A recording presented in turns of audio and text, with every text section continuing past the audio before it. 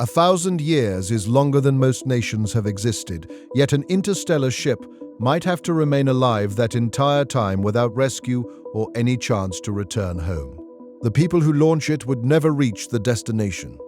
Their descendants would be born beneath artificial light, while Earth slowly became a collection of recordings, stories, and instructions. Every breath would depend on machines older than anyone alive, and one failed ecosystem, forgotten repair, or divided society could end a mission centuries from home. So tonight, the question is simple. How could one spaceship keep humanity alive for 1,000 years without becoming the place where it disappears? Before we begin tonight's journey, subscribe if you want more calm space documentaries like this.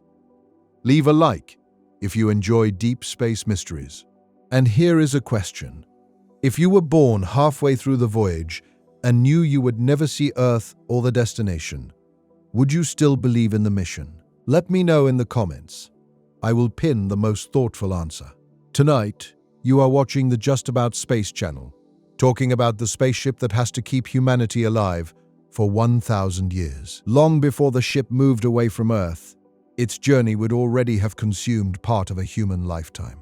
A vessel meant to survive for 1,000 years could not be assembled quickly, tested briefly, and trusted to the dark.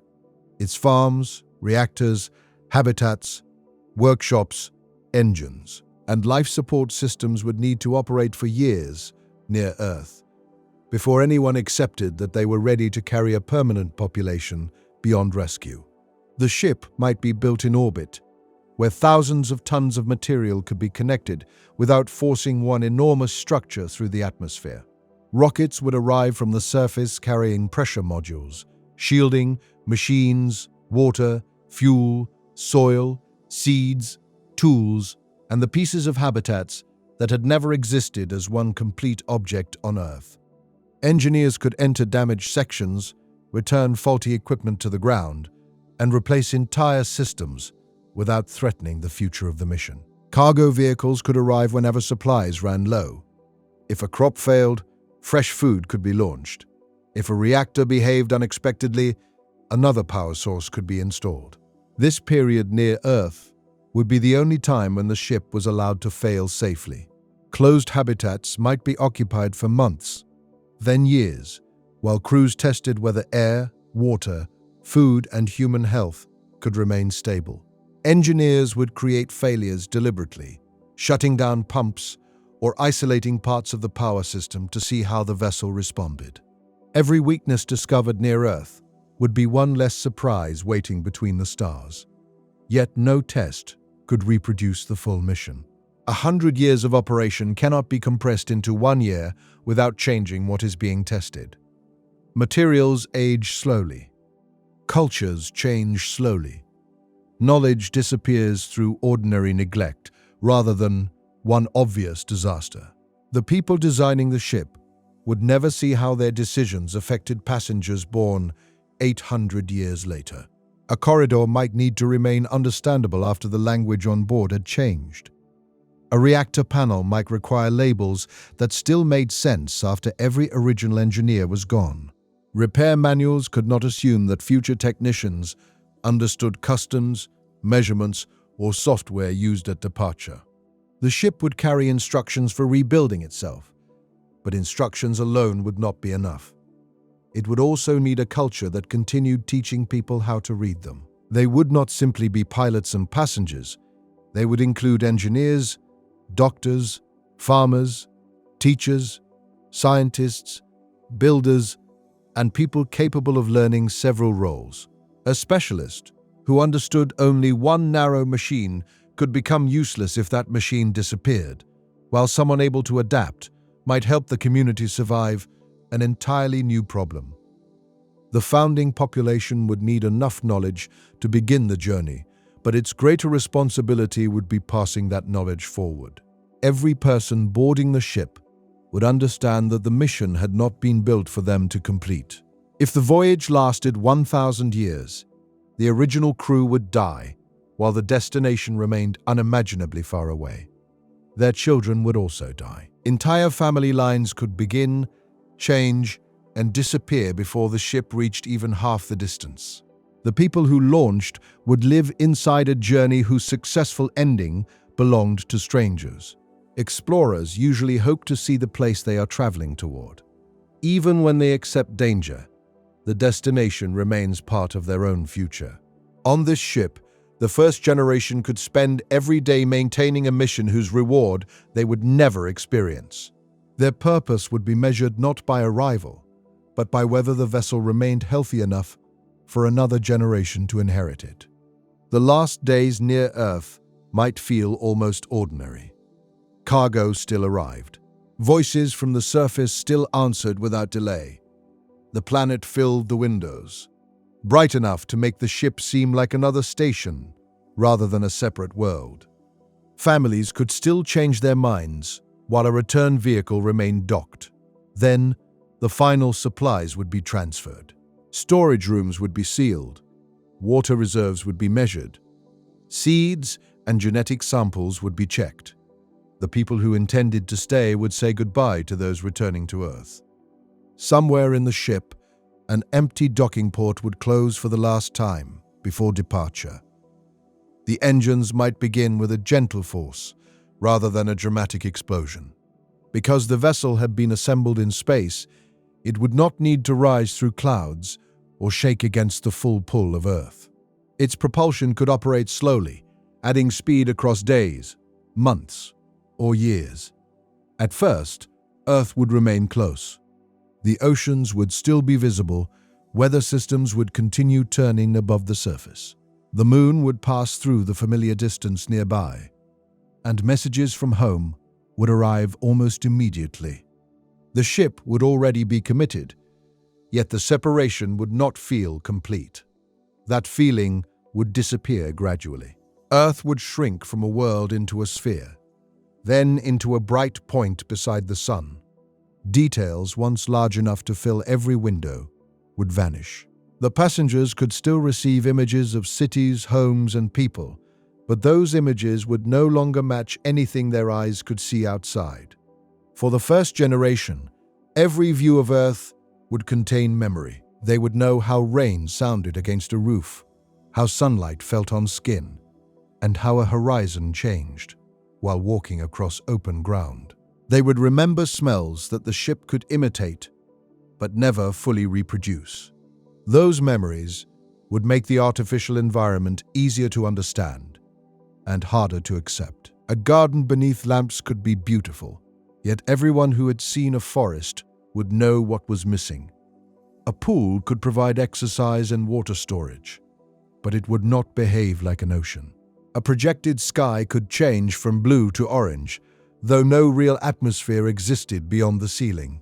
The ship would preserve fragments of Earth while reminding the passengers that Earth itself was gone. Later, the ship would be moving too quickly and would have traveled too far for any practical rescue. There would be no sign marking the exact point of no return. It would emerge from accumulated distance, used fuel, and passing time. One day, the passengers would realize that even a serious failure could no longer justify turning back, because the attempt to return might be more dangerous than continuing. The ship would then become more than transportation. It would become the only place where their future could exist. This transformation would happen before the population stopped remembering Earth.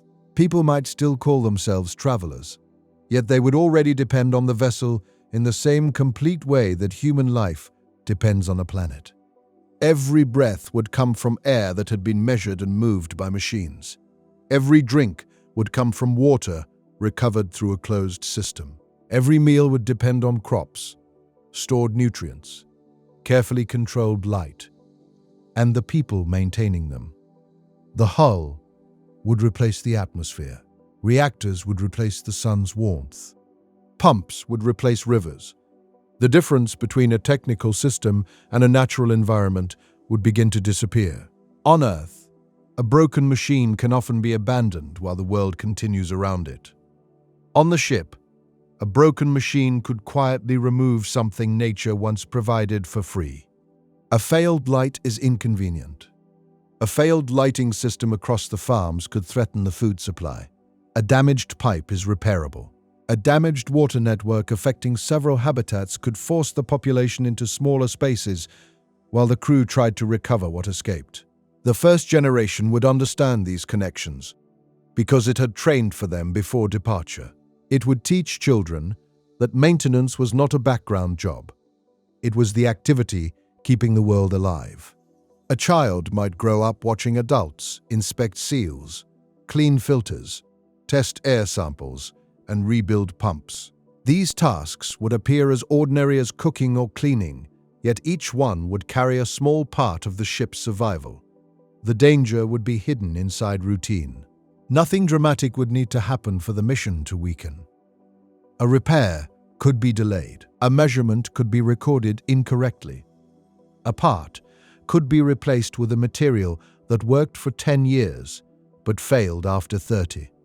One small compromise might pass unnoticed until the people responsible for it were gone.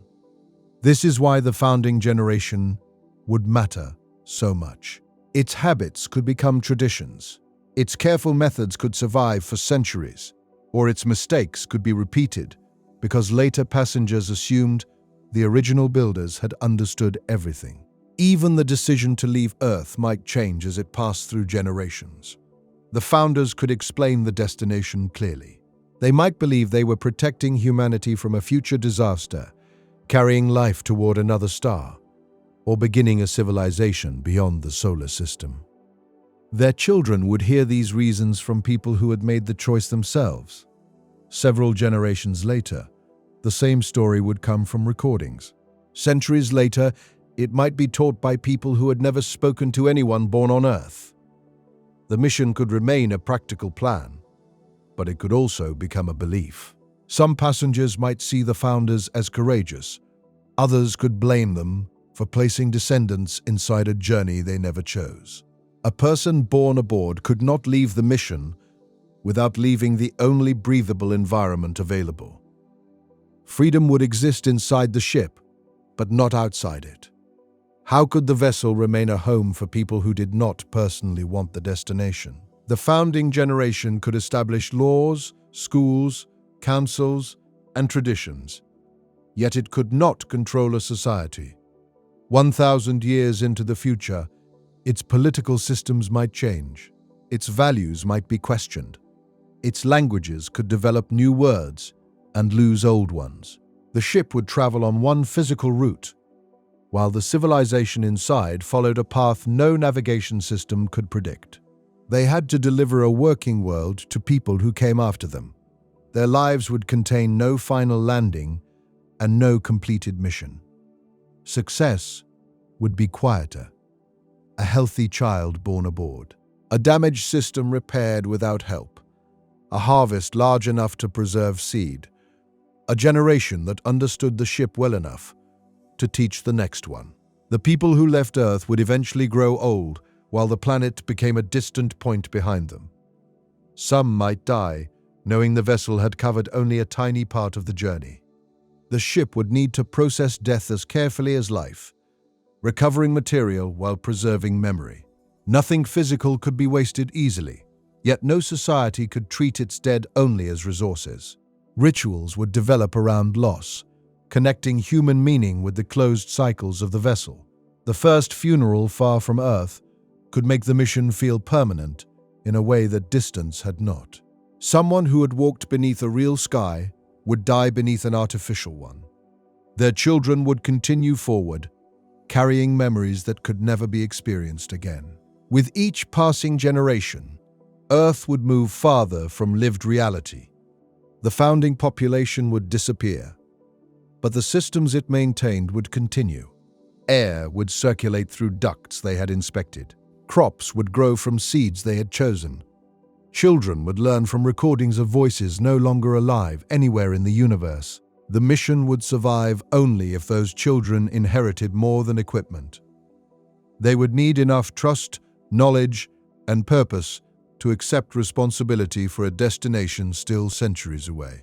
By then, The vessel could no longer be understood as a spaceship carrying people through empty space. It would be a small human planet, sealed inside metal, with no natural air, water cycle, soil, weather, or sunlight, unless its inhabitants kept creating them. And once the founding generation had accepted that neither they nor anyone they knew would ever reach the destination, the voyage depended on whether that sealed world could reproduce everything human life once received freely from Earth. A planet supports life through systems so large and familiar that most people rarely notice them. Air moves across continents. Water falls as rain enters rivers, sinks into soil, and returns through evaporation. Plants draw energy from sunlight, while oceans, forests, bacteria, insects, and weather quietly move matter from one place to another. Its atmosphere would fit inside metal walls. Its water would exist in tanks, pipes, crops, people, and filters. Its soil, if it used any, would occupy carefully measured spaces beneath artificial light. Nothing could disappear into a distant ocean or return years later through a natural cycle. A person would drink water that had already passed through many other people. Moisture from breath would collect on cooling surfaces, flow into treatment systems, and return to storage. Water used for washing would be cleaned again. Urine would become part of the same cycle, separated, purified, checked, and returned as something safe enough to drink. A small leak could release vapor into an inaccessible wall. Maintenance could contaminate part of the supply.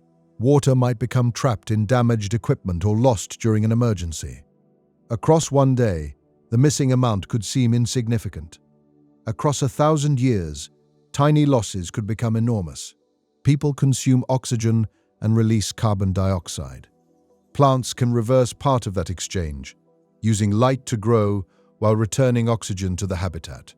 Mechanical systems could remove carbon dioxide, release oxygen from water, and filter unwanted gases.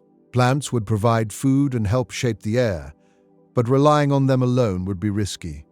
A disease, lighting failure, or nutrient imbalance could reduce their performance. Mechanical systems would offer greater control, though they would depend on power and replaceable components. Separate habitats could carry their own air processing equipment, connected through controlled passages rather than one completely shared volume. If smoke, contamination, or infection appeared in one region, doors could close before the problem reached the entire population. On Earth, opening a door usually connects one room to another. Aboard the ship, opening the wrong door at the wrong time could connect a healthy habitat to a damaged one. Walls would not simply divide rooms. They would hold air against vacuum.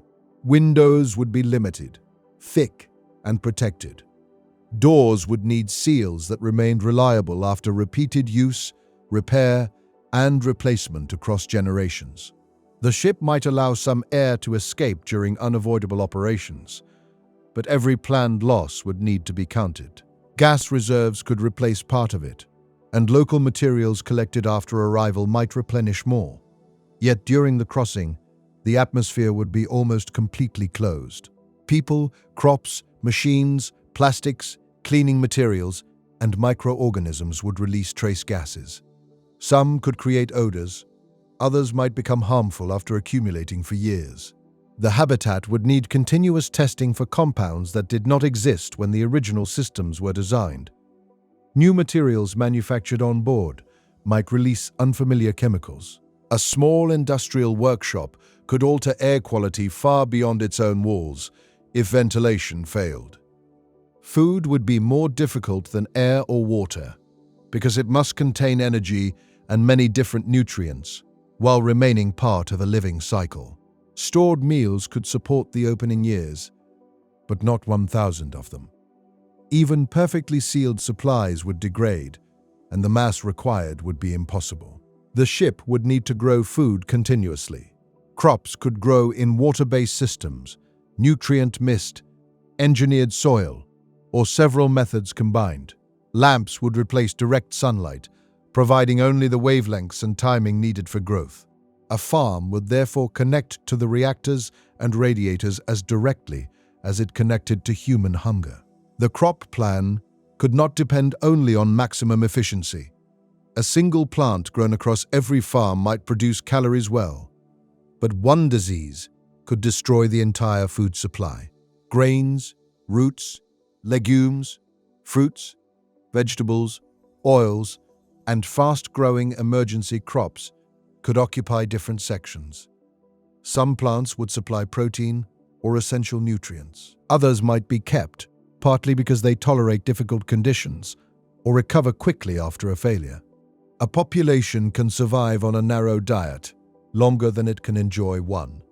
Across generations, food would carry culture, memory, celebration, and comfort. A meal connected to Earth might preserve meaning no technical manual could provide. Seeds would be protected in several locations.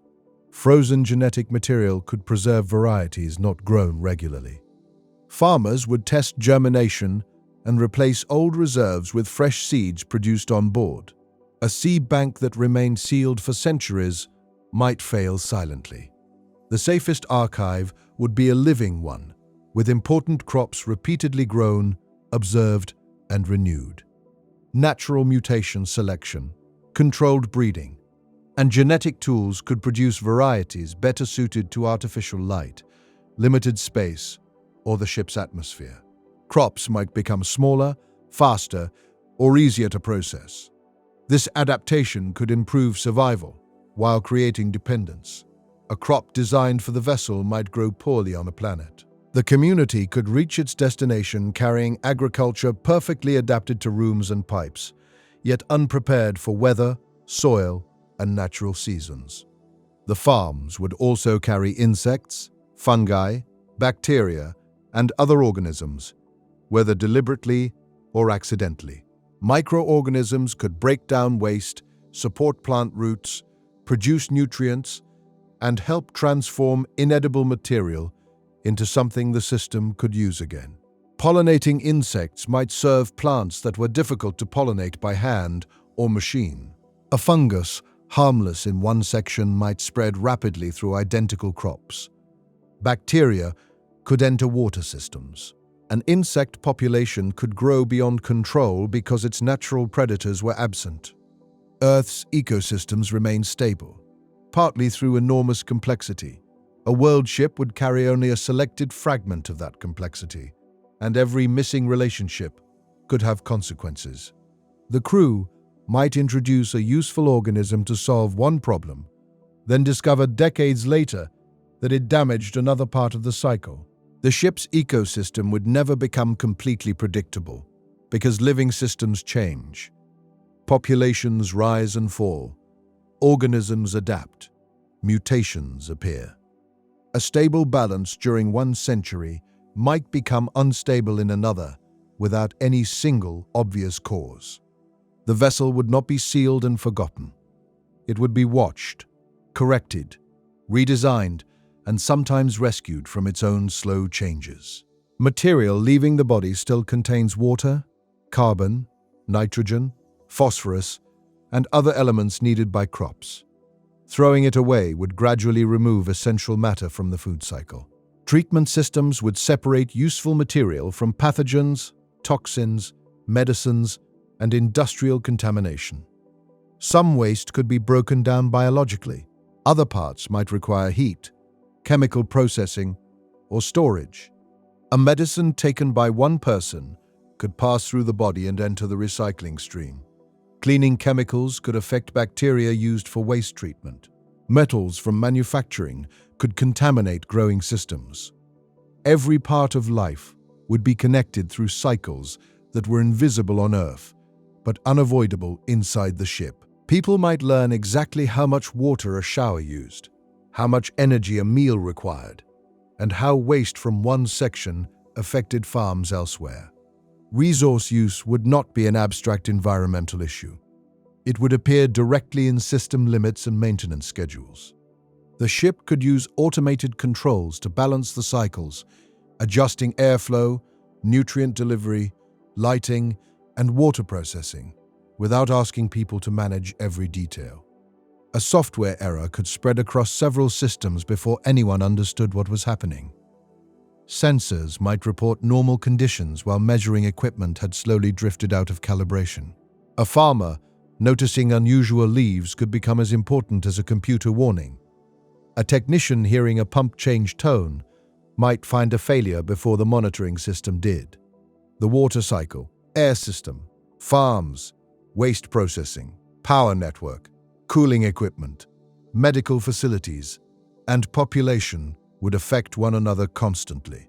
Specialists would need to share information because a change that looked useful in one system could create a shortage in another. Increasing farm lighting could raise food production, while consuming more power and creating more heat. Reducing ventilation could save energy, while allowing humidity and contamination to rise. Expanding the population could provide more workers, while increasing demand for food, water, oxygen, and living space. The ship's environment could be represented through thousands of measurements, yet no number could fully describe whether people felt healthy inside it. Light intensity might be technically sufficient, while still creating exhaustion. Air chemistry could remain safe while the absence of natural smells affected mood. Noise from fans and pumps could continue day and night because silence might mean the systems had stopped. The designers would need to create a place where human beings could live, not merely remain biologically functional. Trees or larger plants might be inefficient compared with compact crops, yet their presence could shape the emotional life of the community. Paths through growing spaces could offer exercise and distance from machinery. Water stored for shielding might also form small pools. Walls could display changing landscapes and skies, though everyone would understand that the images ended at the surface. These features would consume space and energy, but removing them could create a world no population wanted to preserve for 1,000 years. Its designers could create parks, but later generations would decide whether those parks remained worth the resources. During shortages, a garden might be converted into food production or machinery space. A society under pressure often spends what is available now and leaves the cost to the future. On a 1,000-year vessel, that future would always contain generations who had no voice in the decision. Using a reserve of nutrients could save one harvest, but weaken the farms decades later. Reducing genetic diversity might increase efficiency while making future crops vulnerable. Allowing one water reservoir to become contaminated could remove a safety margin no later crew could replace. Some supplies might be locked away. Others could be spread across separate habitats so that no single accident or political decision could destroy them. Redundancy would make the vessel heavier, but a 1,000-year mission could not depend on perfect behavior or perfect luck. Separate farms might grow the same essential crops under different conditions. Water reserves could be divided. Biological archives could exist in several shielded locations. This would make the ship less like one sealed room and more like a chain of small worlds sharing matter and knowledge. Over time, those worlds could develop different habits, accents, diets, and relationships with the central mission. A farming habitat might understand the voyage differently from an industrial section or a research community. No part of the vessel would be truly independent, though. Farms needed manufactured parts. Workshops needed food and clean air. Medical facilities needed power and water. Eventually, every physical system aboard would need repair. Pumps would wear down. Lamps would lose efficiency. Pipes would corrode. Seals would harden. Sensors would drift, and software would outlive the computers it was written for. The artificial planet could maintain human life only if the machinery creating its cycles survived longer than any ordinary machine had ever been expected to operate.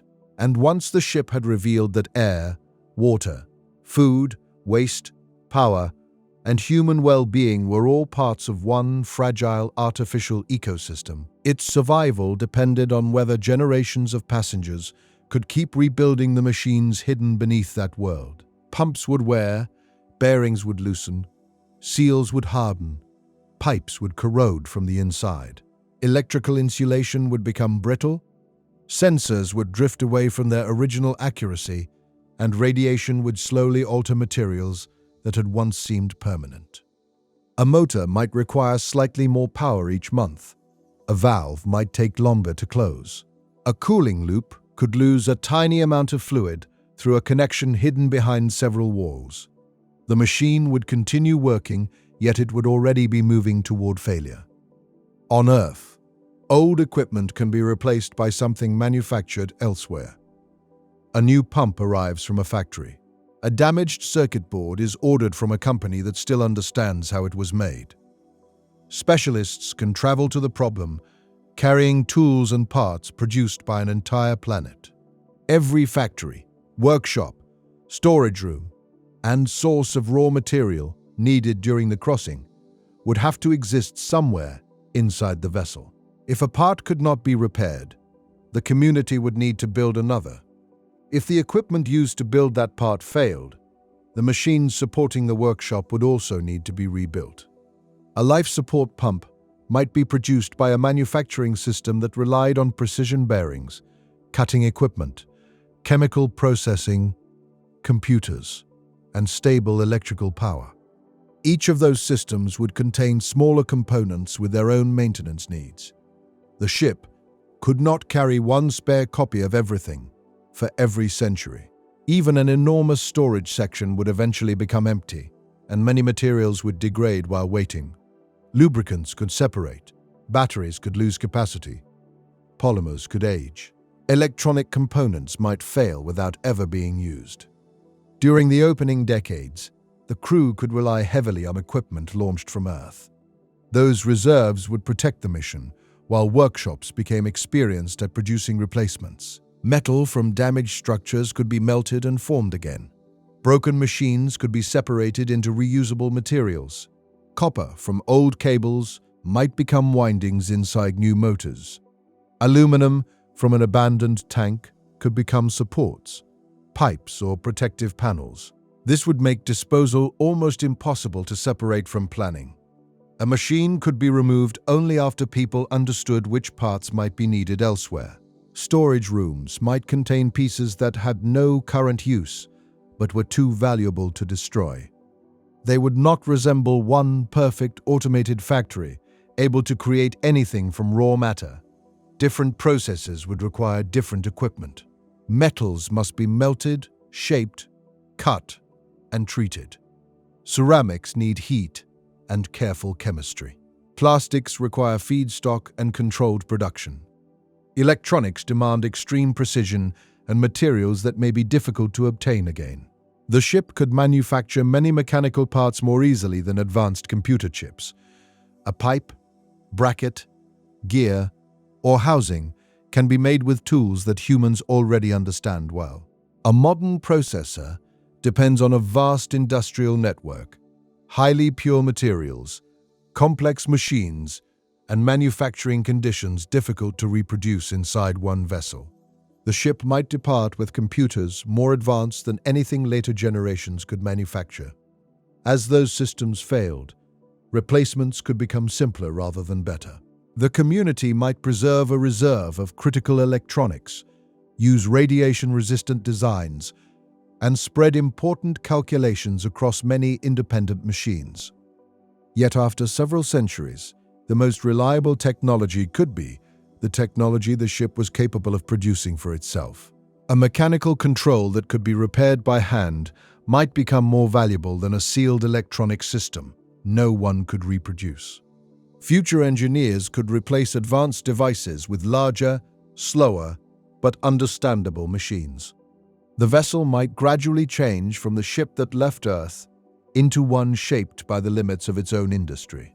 Programs written at departure could outlive the computers, languages, and assumptions they depended on. A control system might remain essential long after no living person understood every part of its code. Documentation could preserve the design, but documents are useful only when someone still understands the concepts behind them. The ship would need to teach programming, mathematics, engineering, and physical repair continuously. Knowledge could not remain sealed in an archive until an emergency, because a skill that is not practiced can disappear even when the instructions survive. Apprenticeships could become as important as schools. Children with an interest in machinery might spend years beside experienced technicians, learning how the ship behaved beyond what its sensors reported. The original engineers could design systems to be modular, allowing damaged sections to be removed without dismantling an entire habitat. Common sizes, connectors, and control methods could reduce the number of unique parts. A valve used in a farm might share components with one used in water processing. Motors could be standardized. Pipes and structural panels could use repeated dimensions. A shortage might force a replacement built to a different size. A new material could behave differently from the original. Several generations of repairs might leave one section filled with parts no longer compatible with the rest of the ship. Engineers would need to decide when to preserve the old standard and when to redesign the system completely. Replacing a familiar machine with a new one could improve efficiency, yet the new design would not have decades of experience behind it. A small mistake might remain hidden until the people responsible were gone. The ship would need ways to test new equipment without placing the entire population in danger. Parallel systems could operate together while engineers compared their behavior. A new water processor might serve one small habitat before replacing older units elsewhere. A redesigned farm lighting network could be tested across a limited growing area. Several smaller pumps could be safer than one enormous pump. Separate power networks could prevent a single fault from darkening every habitat. Independent computers could compare results and reveal when one system began producing inaccurate information. Every backup has cables, seals, controls, and storage needs. A spare machine left unused might fail quietly because no one tested it. It would need a balance between having enough backups and having so many machines that the population could no longer care for them. Thousands of tasks could be planned across days, years, and decades. Some equipment would require constant inspection. Other components might be opened only once every generation. A pressure vessel could remain stable for a century before one hidden crack made it dangerous.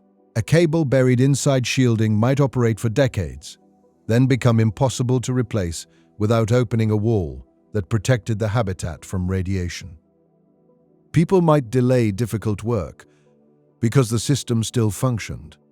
The benefit of waiting would be immediate, while the cost might arrive after everyone involved was dead. The ship would need institutions able to protect maintenance that offered no visible reward. Reserves must remain untouched. Structural inspections must continue. Old reactors must be replaced before failure. Even when building a new one consumes years of labor and material. Every repair, unusual sound, replaced component, and change in performance could be stored so that later crews understood what had happened before them. A pipe might contain identification showing where its material came from, when it was installed, and which chemical environment it had experienced. A technician centuries later could trace a problem through a history longer than any person could remember. Data formats change, storage media degrades, files become duplicated, incomplete, or too large to review. A warning might remain somewhere in the archive, while no one knew which search would find it. Paper, etched metal, physical diagrams, and other durable records might support digital archives. Critical instructions could exist in several forms and locations.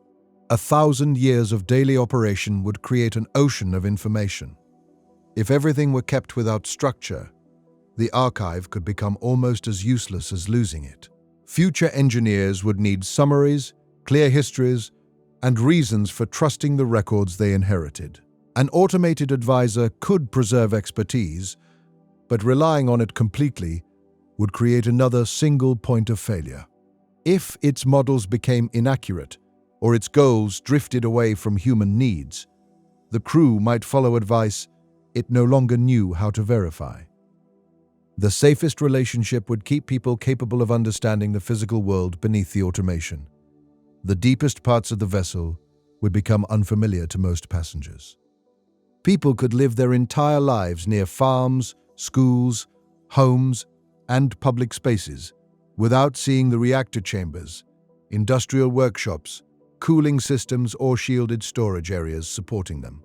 Air would arrive every day. Lights would turn on. Water would flow. The working world behind the walls could disappear from ordinary thought, in the same way natural systems often disappear from attention on Earth. If their work lost status, training, or resources, decline could begin without the wider population noticing. A repaired pump offers no new landscape or celebration. It merely allows tomorrow to resemble today.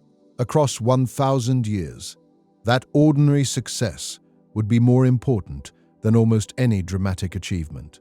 The ship's most celebrated people might not be explorers or leaders, but those who prevented a cooling loop from failing or rebuilt a reactor before the old one became dangerous.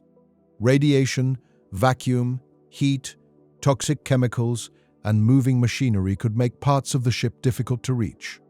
Robots would perform much of this work, but robots also fail.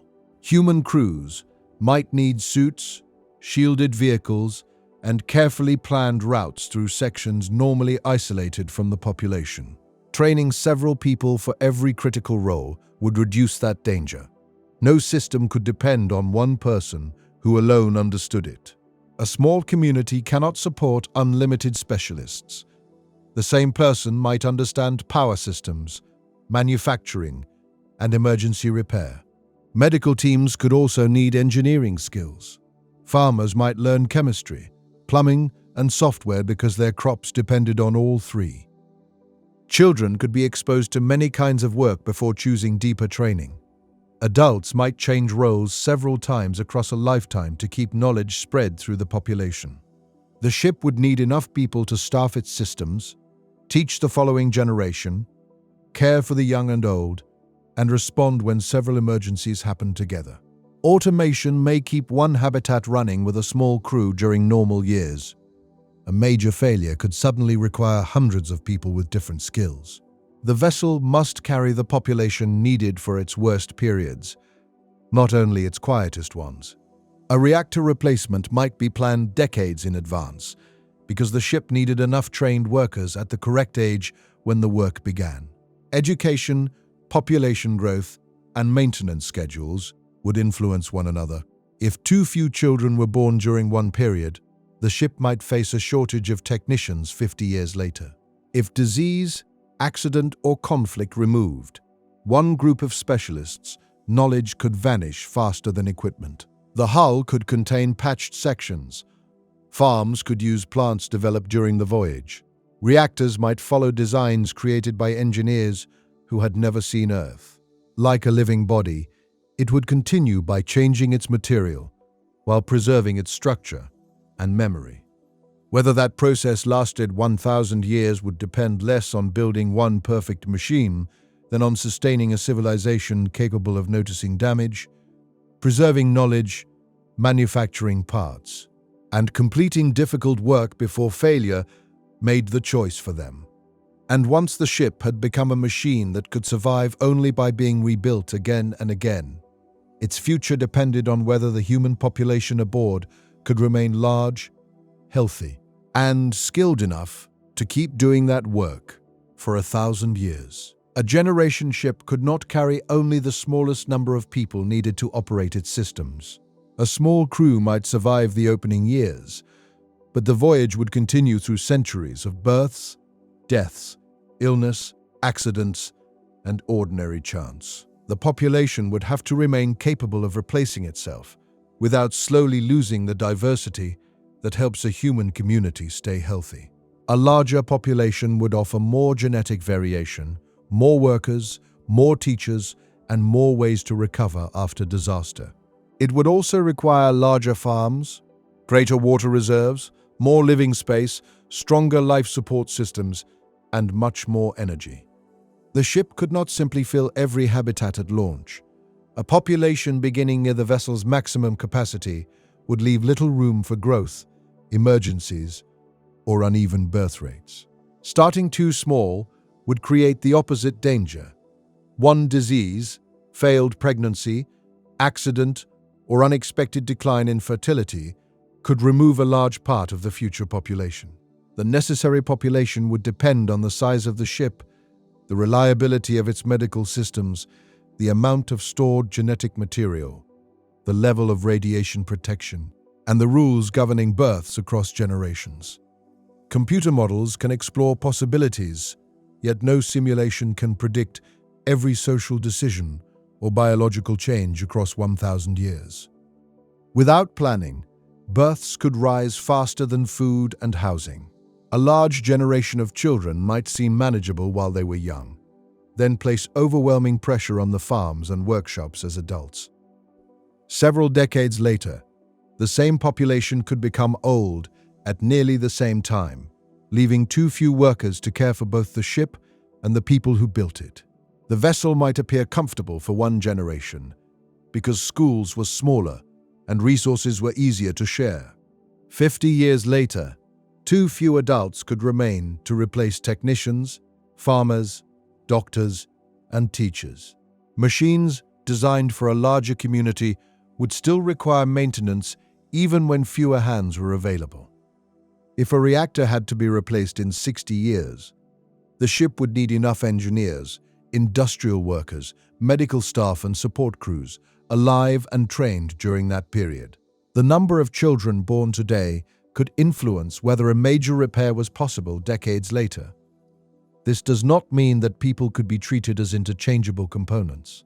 Every birth would belong to a family.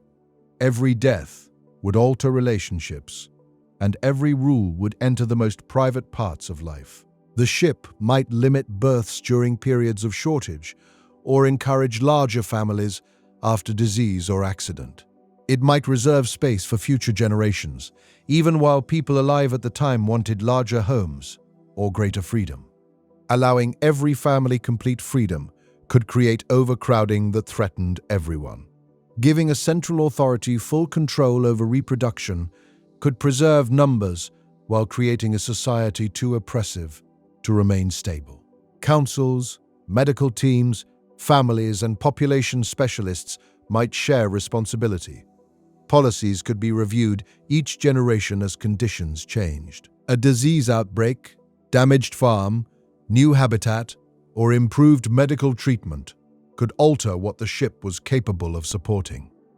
In a small, isolated population, closely related people become more likely to have children together as generations pass. Harmful inherited conditions that were rare at departure could appear more often. Genetic drift could also remove variations simply through chance, even when no one made a mistake. The community might remain healthy for generations, while its genetic options slowly narrowed. By the time the change became visible through rising illness or reduced fertility, restoring what had been lost could be difficult. A large founding population would reduce this danger. But the ship might also carry frozen sperm, eggs, embryos, and other genetic samples from a much broader group on Earth. A genetic bank would need stable temperatures, reliable power, repeated testing, and protection from radiation for centuries. Storage containers, cooling equipment, records, and medical procedures would all have to survive through maintenance and replacement. Several independent banks might be distributed through shielded sections of the ship. Samples could be copied where possible. Some material might be used and renewed rather than preserved untouched for the entire voyage. There would be no unlimited supply chain, no outside hospital, and no large population of specialists to consult immediately. Medical teams would need broad training, reliable manufacturing, and the ability to treat problems that evolved during the voyage. Antibiotics, anesthetics, hormones, vaccines, surgical tools, imaging equipment, and laboratory systems would all need to be renewed. Some treatments could be synthesized on board. Others might depend on biological processes, rare chemicals, or machines difficult to reproduce. On Earth, complications can be transferred between hospitals and treated by large teams. Aboard the ship, every difficult birth would occur inside a limited medical system, where the health of both parent and child mattered to the future population. People would still form relationships for personal reasons. Families would still experience hope, fear, grief, and disagreement. The mission could plan numbers, but it could not remove the emotional reality of creating life inside a closed world. The vessel might use rotation to create artificial gravity. If that gravity was weaker than Earth's, bodies could gradually adapt to it. Bones, muscles, balance, circulation, and pregnancy might change across generations. People raised in low gravity could struggle to walk on a planet with a stronger pull. Their hearts and bones might require years of preparation before landing. A population physically suited to the vessel could become less suited to the world the mission was trying to reach. Even with thick shielding, energetic particles could pass through parts of the ship, damaging cells and increasing long-term disease risk. The dose would depend on the vessel's design, the condition of its shielding, and the activity of the space around it. The population could move sleeping areas and nurseries toward the most protected regions. Water, food stores, and raw material could surround living spaces. Damaged shielding would be replaced before the exposure became dangerous.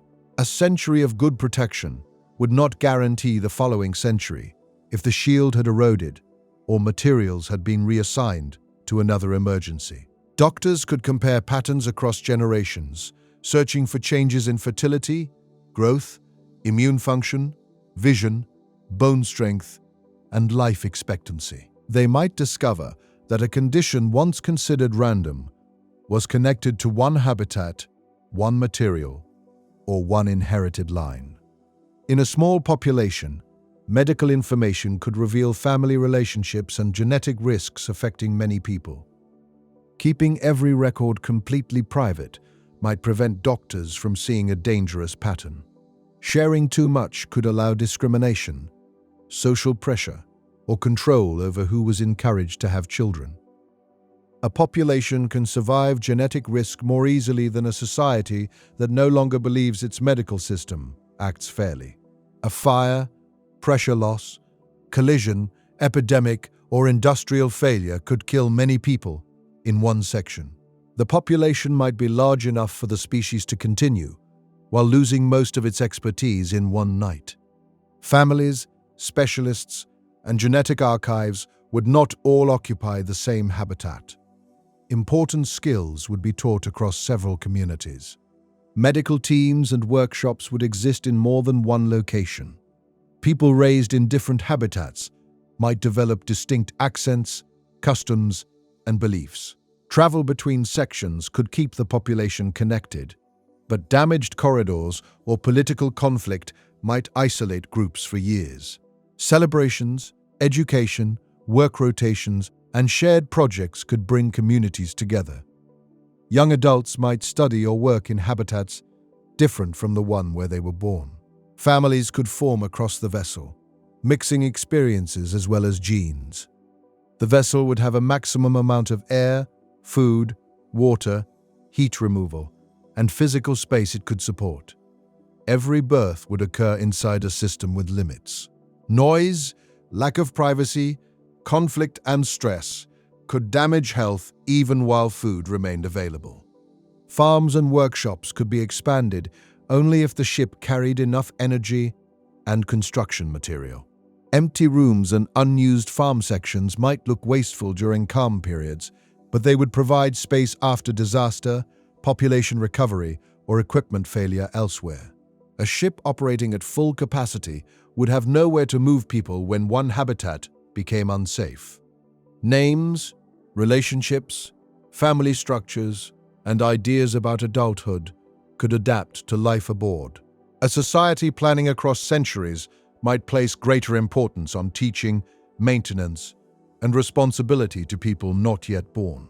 One generation might ask why it should limit its choices for passengers living 400 years later. Another might believe the mission was the only purpose giving meaning to life inside the ship. Families might resist rules they considered unfair. Habitats could refuse to share genetic records or medical resources. One community might encourage growth, while another reduced births, producing political imbalance across the ship. Stored embryos could help after a catastrophic decline, but technology would not automatically rebuild a society. Infants require care, education, families, and a stable community. A vessel with machines but too few healthy adults could not restore itself simply by increasing births. The ship must survive not only the disaster, but the long period when a smaller population cared for many children while continuing every essential repair. A group might remain genetically healthy, yet lack enough people to operate the vessel. Another might staff every system while carrying too little diversity for the centuries ahead. The true minimum would be the number capable of maintaining biology, knowledge, industry, medicine, education, and social stability at the same time. That number would change throughout the journey. When systems were new and automation remained reliable, fewer workers might be needed. Centuries later, aging equipment could demand larger repair crews. A medical advance might reduce one risk, while an ecosystem failure increased another. The population plan would need to follow the condition of the ship, and the ship's design would need to follow the people living inside it. Eventually, almost everyone aboard would be descended from passengers whose faces survived only in archives. Family lines would cross and reconnect many times. The distinction between one founder's descendants and another's would lose meaning. The community would become one extended human population moving through the dark. Its genetic diversity would depend on careful choices. Its practical survival would depend on education and work. Its emotional survival would depend on whether people could build lives that felt valuable even when the mission remained unfinished. The children born aboard would not experience themselves as future crew members waiting to become useful. They would be people living the only lives they would ever have. They would need freedom, relationships, curiosity, privacy, and joy inside the same system that counted food, space, skills, and future births. No population model could measure whether those lives felt worth living. The ship could preserve the correct number of people and still fail if childhood became only training for maintenance. It could maintain genetic diversity and still lose the desire to continue. Keeping humanity alive would mean preserving more than human bodies. It would mean creating generations that cared enough about one another and the distant future to keep the vessel moving. And once the population had become more than numbers, births, and genetic calculations, the journey turned toward the children who would inherit the ship without ever knowing a sky beyond its walls. For the children born aboard, the vessel would not feel like a substitute for a planet. It would simply be the world. The sound of ventilation would be part of silence. Artificial gravity would feel natural. Doors would open into homes, classrooms, gardens, workshops, and long curved corridors, while the idea of stepping outside without a pressure suit belonged to old recordings. A ceiling might brighten slowly in the morning, become white at midday, and fade into warm evening light. Panels could show clouds, mountains, or a sunset over an ocean. The illusion might be beautiful, but no child would confuse it with distance. The sky would end a few meters above them, with cables and cooling systems hidden behind it. On Earth, children discover scale by walking through it. They see roads vanish beyond sight, hear storms arriving from far away, and learn that the horizon can keep moving no matter how long they travel. Inside the ship, every path would eventually return to a pressure door.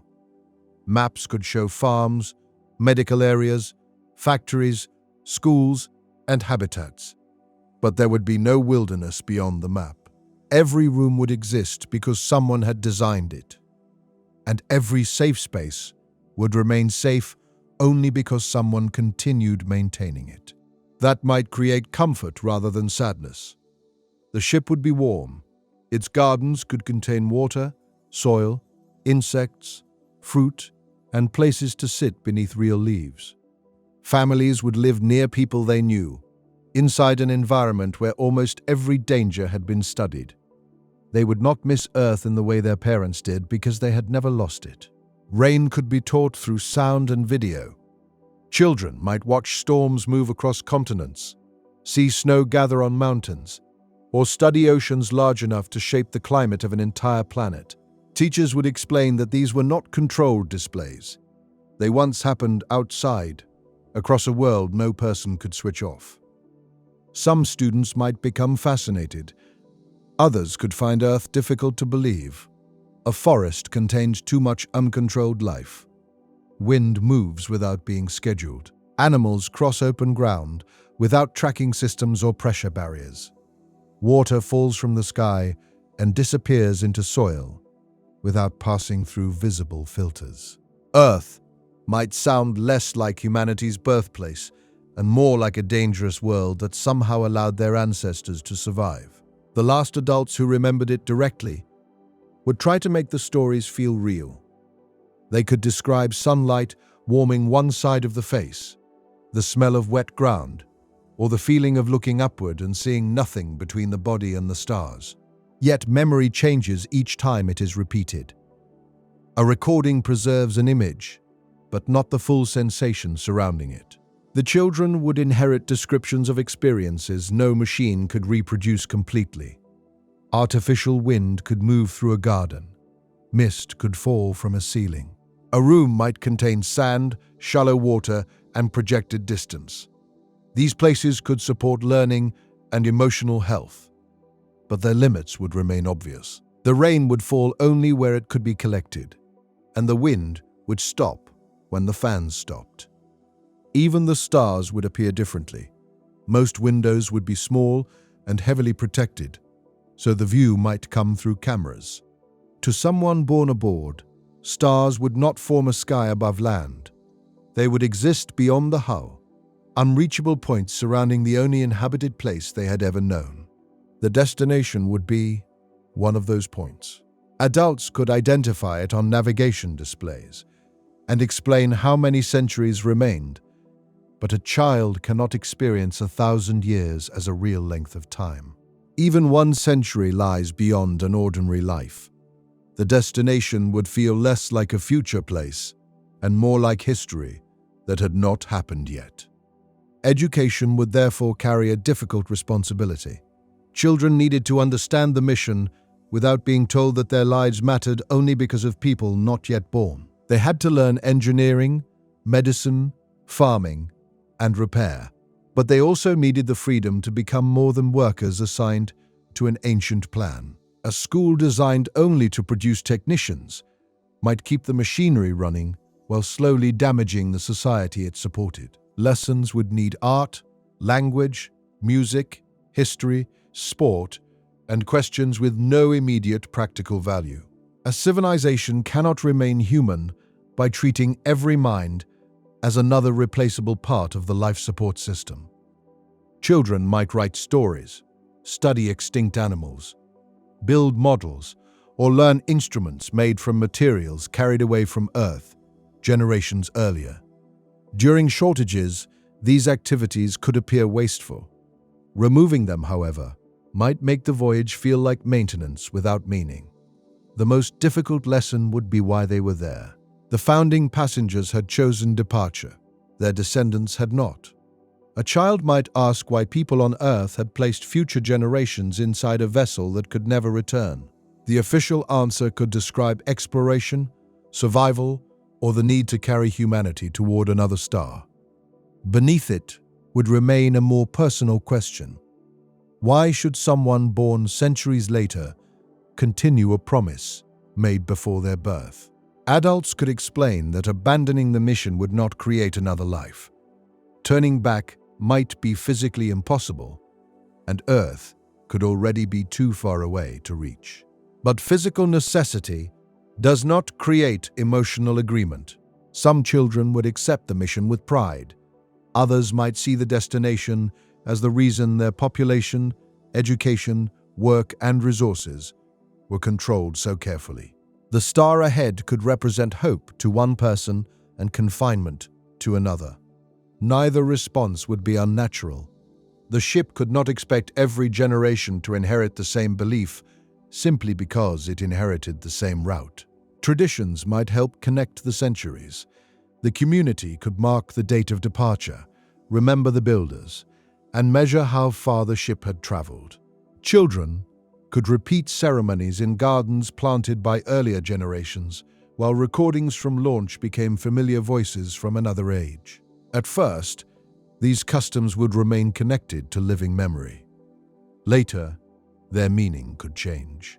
A sentence might still be spoken after its original purpose was forgotten. A song from Earth could survive after its language had evolved. A photograph might remain protected, even when no one recognized the place it showed. Culture would continue moving even while the ship followed one fixed path. New accents would appear. Technical expressions could enter ordinary speech because pressure, rotation, airflow, and maintenance shaped daily life. Different habitats might develop their own habits, foods, and local identities. A farming section could feel unlike an industrial one.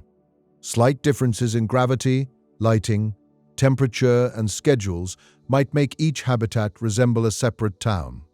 Children would know that all of them shared one hull, but daily life could still remain deeply local. The vessel could feel larger than it was. Some sections might remain known mainly through maps and stories. The exterior would seem especially alien. Maintenance workers would leave in suits and move across the structure beneath silent stars.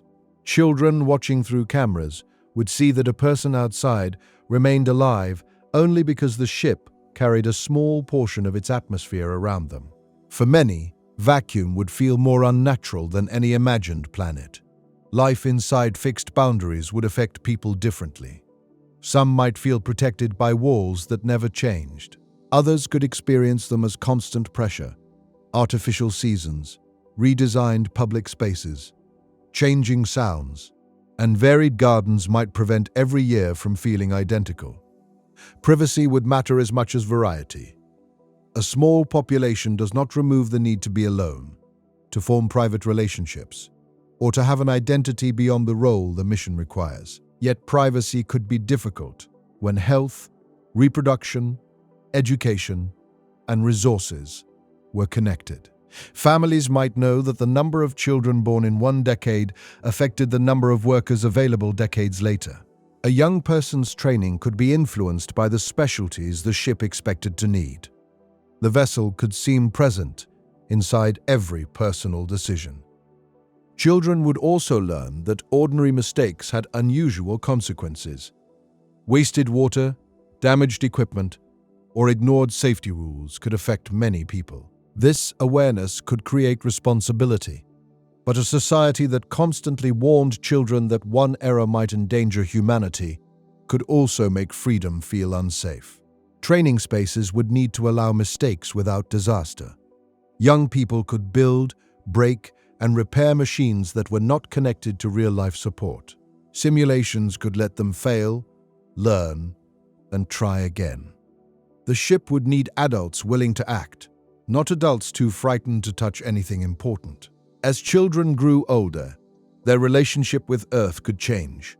A young student might love recordings of animals and storms. A teenager could question why so much attention was given to a planet they would never see.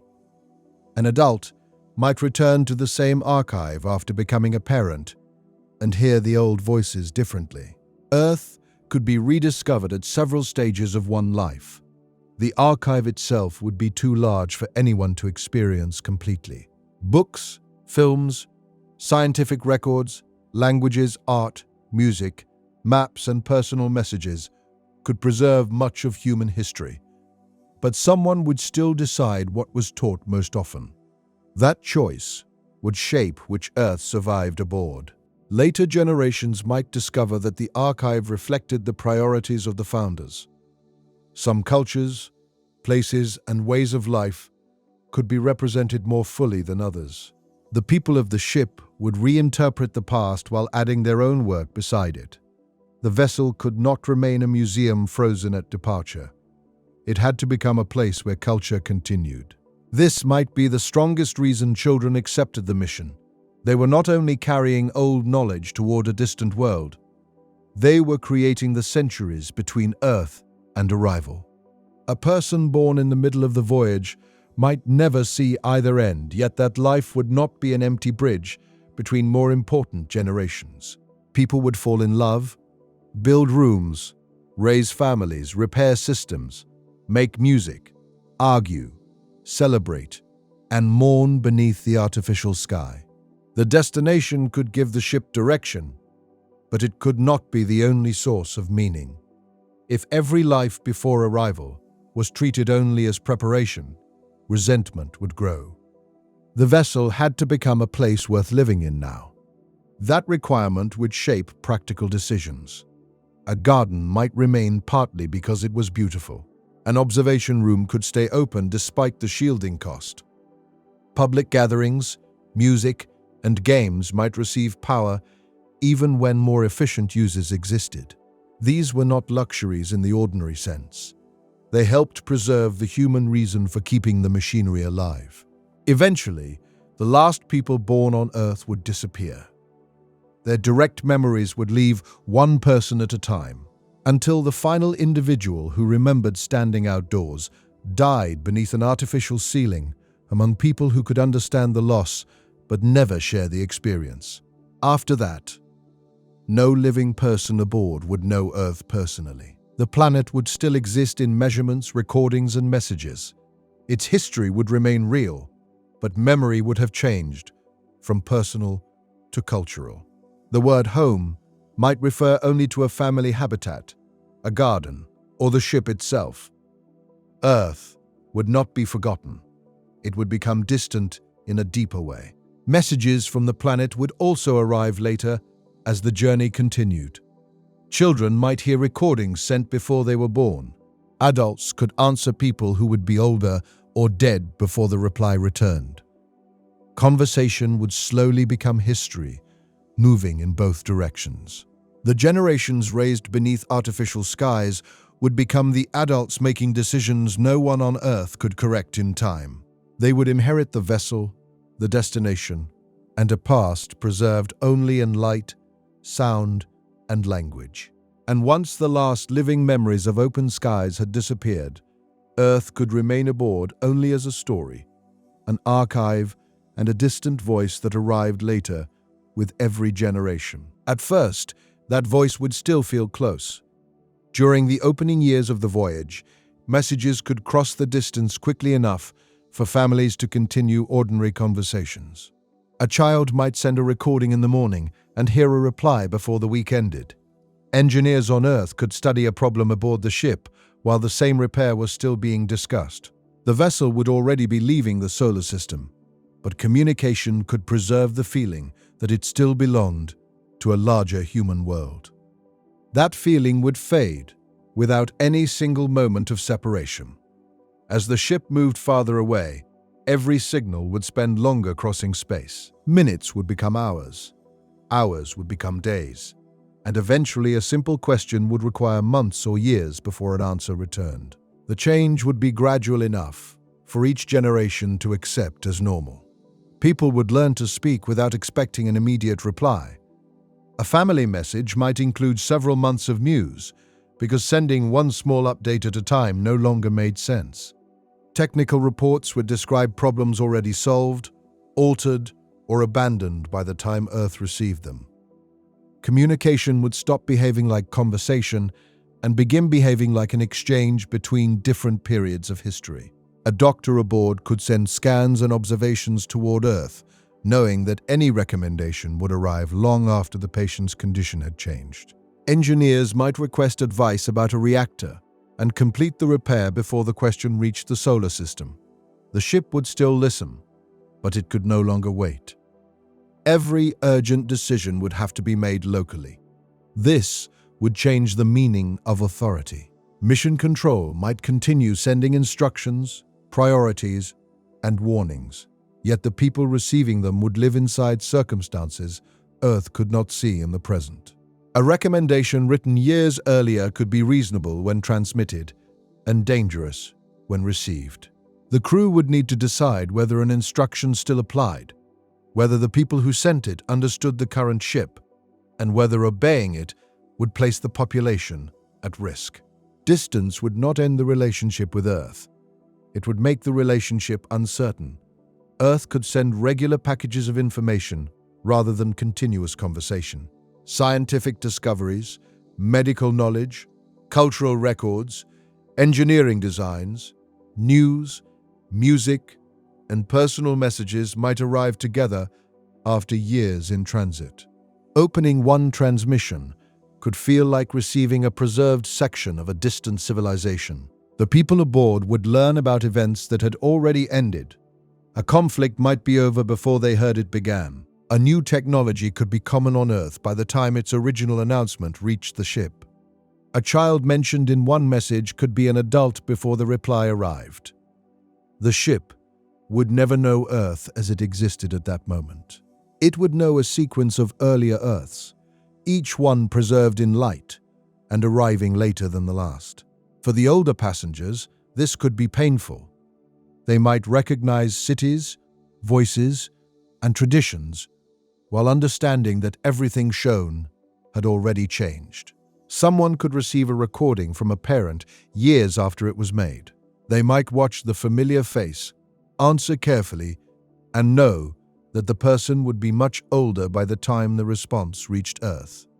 Eventually, messages could arrive from people who had already died. This would not be rare or accidental. It would be built into the distance. The ship would live among delayed voices. Recordings from Earth would mix with the older archives carried from departure. A message sent 10 years earlier and a historical recording made centuries earlier would both exist as data inside the same vessel. The difference between communication and memory would slowly weaken. People might write messages for several possible futures. A parent on Earth could speak to descendants they would never meet. Scientists might include instructions meant to remain useful even if the institutions that sent them no longer existed. The crew would answer in the same way, sending reports toward people who might not yet hold the roles required to understand them. A transmission could become a time capsule addressed to a civilization rather than a person. Over centuries, the two sides would also change culturally. Language would drift, accents, expressions, values, and social customs would develop in different directions. Earth would continue changing through billions of people living across many environments. While the ship's language would be shaped by pressure doors, resource cycles, artificial gravity, and a mission with no immediate destination. Words that felt ordinary on Earth might lose meaning aboard. A phrase about weather, oceans, roads, or borders could survive long after the experience behind it disappeared. New expressions might grow from maintenance, navigation, and life inside sealed habitats. Translation systems could preserve basic understanding, but not every layer of meaning. A joke sent from Earth might arrive without context. A ceremony aboard the ship could seem strange to people who had never lived there. Both societies could remain human while becoming increasingly unfamiliar to each other. Earth might describe the travelers as representatives of the planet. The people aboard might see themselves as something else. They were born inside the vessel, governed by its limits, and responsible for keeping it alive. Earth had provided their origin, but it did not provide their air, food, laws, or daily safety. The ship was no longer simply carrying an Earth community through space. It was creating another branch of human history. The archive would become the strongest remaining bridge. It could preserve literature, art, science, languages, music, personal histories, maps, and recordings of natural environments. But an archive does not decide how it should be understood. Each generation would choose what to study, what to teach, and what to leave unopened. Important knowledge could remain stored while disappearing from ordinary culture. A child might have access to millions of recordings from Earth and still know only the small part selected by teachers, family, and personal curiosity. Storage capacity would not guarantee memory. Files could be copied perfectly while their meaning faded. A political speech might survive without the events surrounding it. A song could remain beautiful after the language became difficult to understand. The mission would need historians, translators, teachers, and archivists, not merely to protect data, but to keep it connected to human experience.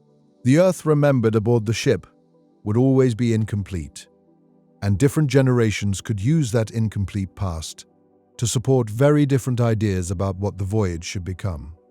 A vessel designed for 1,000 years of forward travel could not simply reverse course whenever society changed its mind. Fuel, velocity, distance, and the condition of the machinery would make the choice far more difficult than a political vote. Earth could become the subject of arguments that had no practical solution. Some people might demand closer cultural loyalty to the planet. Others could believe that the ship needed to stop defining itself through a world no living passenger remembered. The conflict would not be about whether Earth existed. It would be about how much power the past should hold over the present. Messages from the solar system could intensify that tension. Earth might continue treating the original mission plan as binding. New governments could change the destination, request scientific tasks, or ask the ship to preserve values that the population aboard no longer shared. The travelers could receive instructions signed by institutions founded after departure. They would need to decide why those institutions possessed authority over them. A message could arrive announcing that the mission's purpose had changed years earlier. Another could request that the ship conserve fuel, alter reproduction plans, or delay a major repair for the benefit of scientific observations. From Earth, these instructions might appear reasonable. Aboard the vessel, they could affect food, safety, family life, and the survival of people who had no voice in the decision. The delay would make compromise difficult. By the time Earth learned that an order had been rejected, the choice would already be part of the ship's history. By the time a response returned, a different council or generation might be responsible. Accountability would stretch across years, until it became almost symbolic. The ship could continue sending reports, but reporting would not mean obedience. Independence might emerge without any formal declaration. The crew would make one urgent decision alone, then another. Local rules would expand because outside guidance arrived too late. Institutions aboard would gain legitimacy through their ability to keep people alive, rather than through permission from Earth. Eventually, the ship could function as a separate society while still exchanging messages with the planet that launched it. That separation might be peaceful. Earth could accept that the travelers needed autonomy. The ship could honor its origins while governing itself. Information, culture, and affection could continue crossing the distance without either side controlling the other. But the connection could also weaken. Earth might face disasters, political changes, or economic priorities that made communication with one distant vessel less important. Antennas could be neglected. Programs could lose funding. Records of the mission might survive, while the institutions responsible for answering it disappeared. The ship could continue transmitting into silence. The archive would then become even more important and more dangerous. If no new information arrived, old recordings could become the final known version of human civilization outside the ship. People might study them for guidance even as their relevance faded. The vessel could begin preserving not only its own mission, but what it believed might be the last surviving record of Earth. The absence of Earth would therefore change politics even before the next system of government was chosen. People would ask who had the right to interpret the mission, protect the archive, allocate resources, and speak for generations not yet born. Technical experts might claim authority because they understood the machinery. Families might demand representation because population rules shaped private life.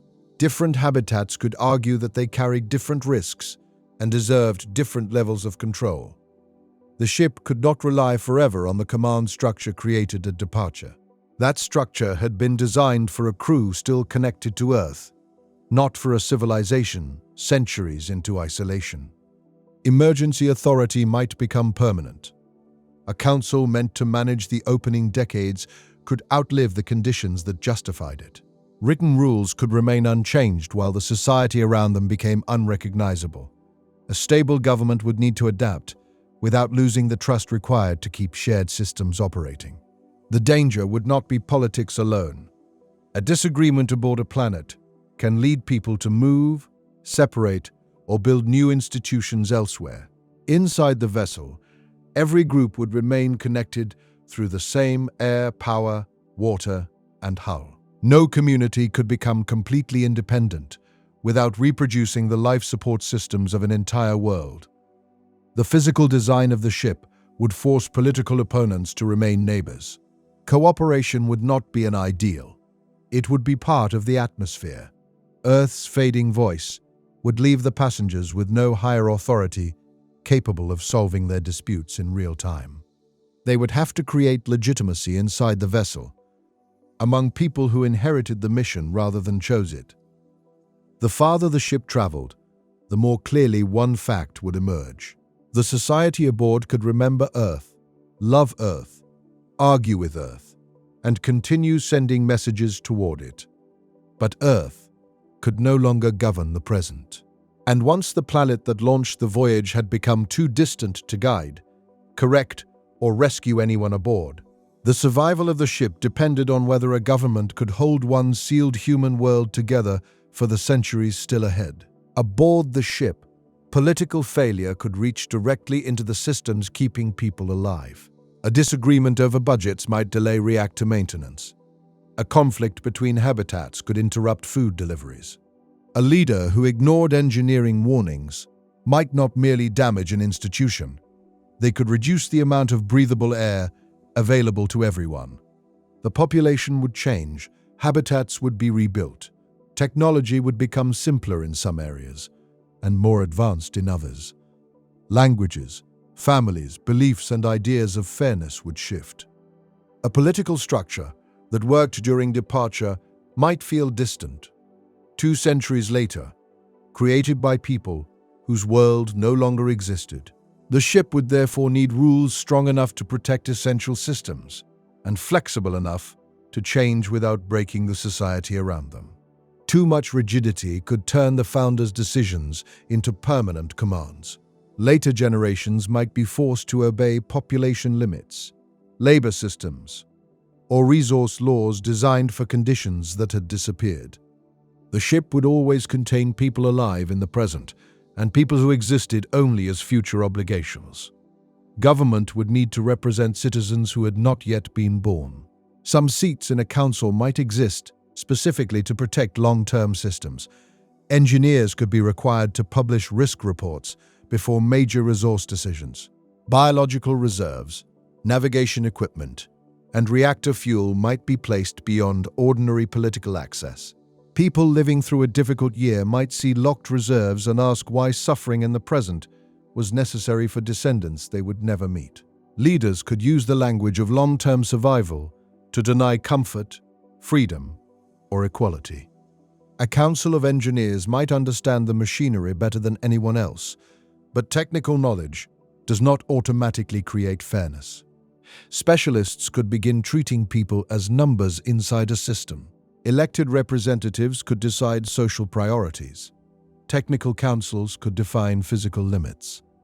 Automated models could show the likely consequences of each choice.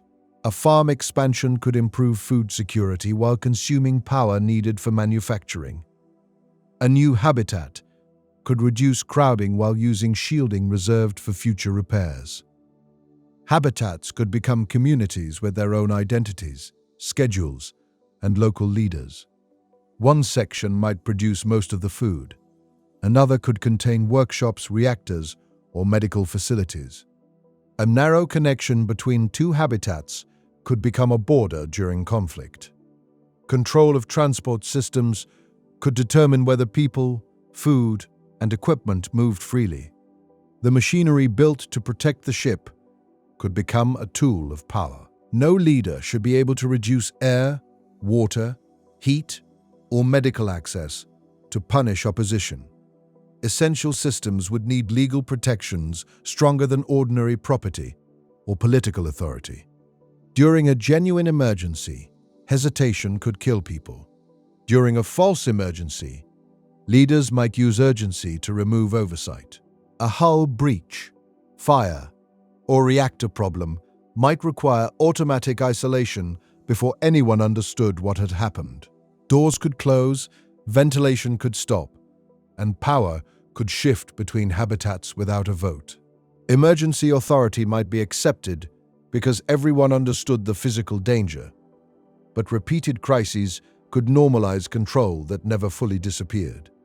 A position created to coordinate maintenance might become a permanent office with wide influence.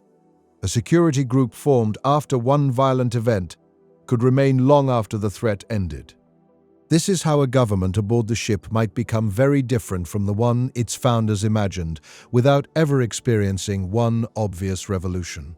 Years later, the shortage is gone, but the authority remains because removing it now feels risky. A system once respected might slowly lose legitimacy. People begin ignoring minor regulations. Leaders avoid enforcing unpopular maintenance limits. Habitats negotiate exceptions until the common rules exist mostly in records.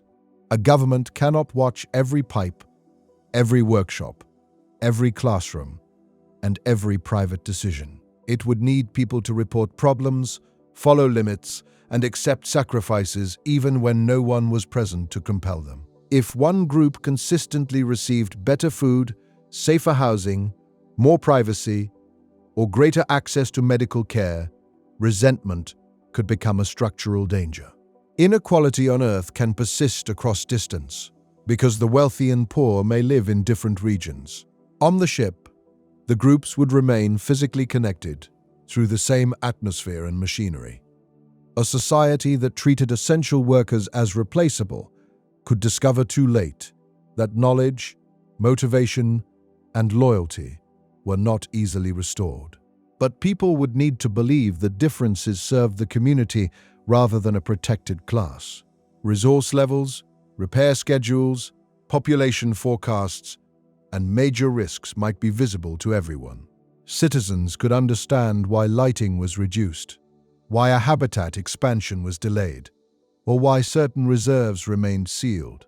Open information would make manipulation harder, yet too much technical detail could also overwhelm ordinary life. Education would therefore support government as much as engineering. Children would need to understand the basic systems their laws protected. They would not all become technicians, but they should know why pressure doors mattered, why population could not grow without limit, and why a maintenance delay could affect people decades later. A society unable to understand its own physical limits would become vulnerable to anyone offering simple promises. Without shared knowledge, the population would judge these claims through loyalty rather than evidence. News, public records, scientific reports, and debates might move through a common network.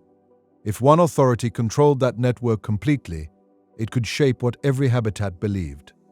Independent archives and local communication could preserve competing voices, though false information would still spread. The danger would not come only from deception. Uncertainty itself could become political. A sensor gives an unusual reading. Engineers disagree about the cause.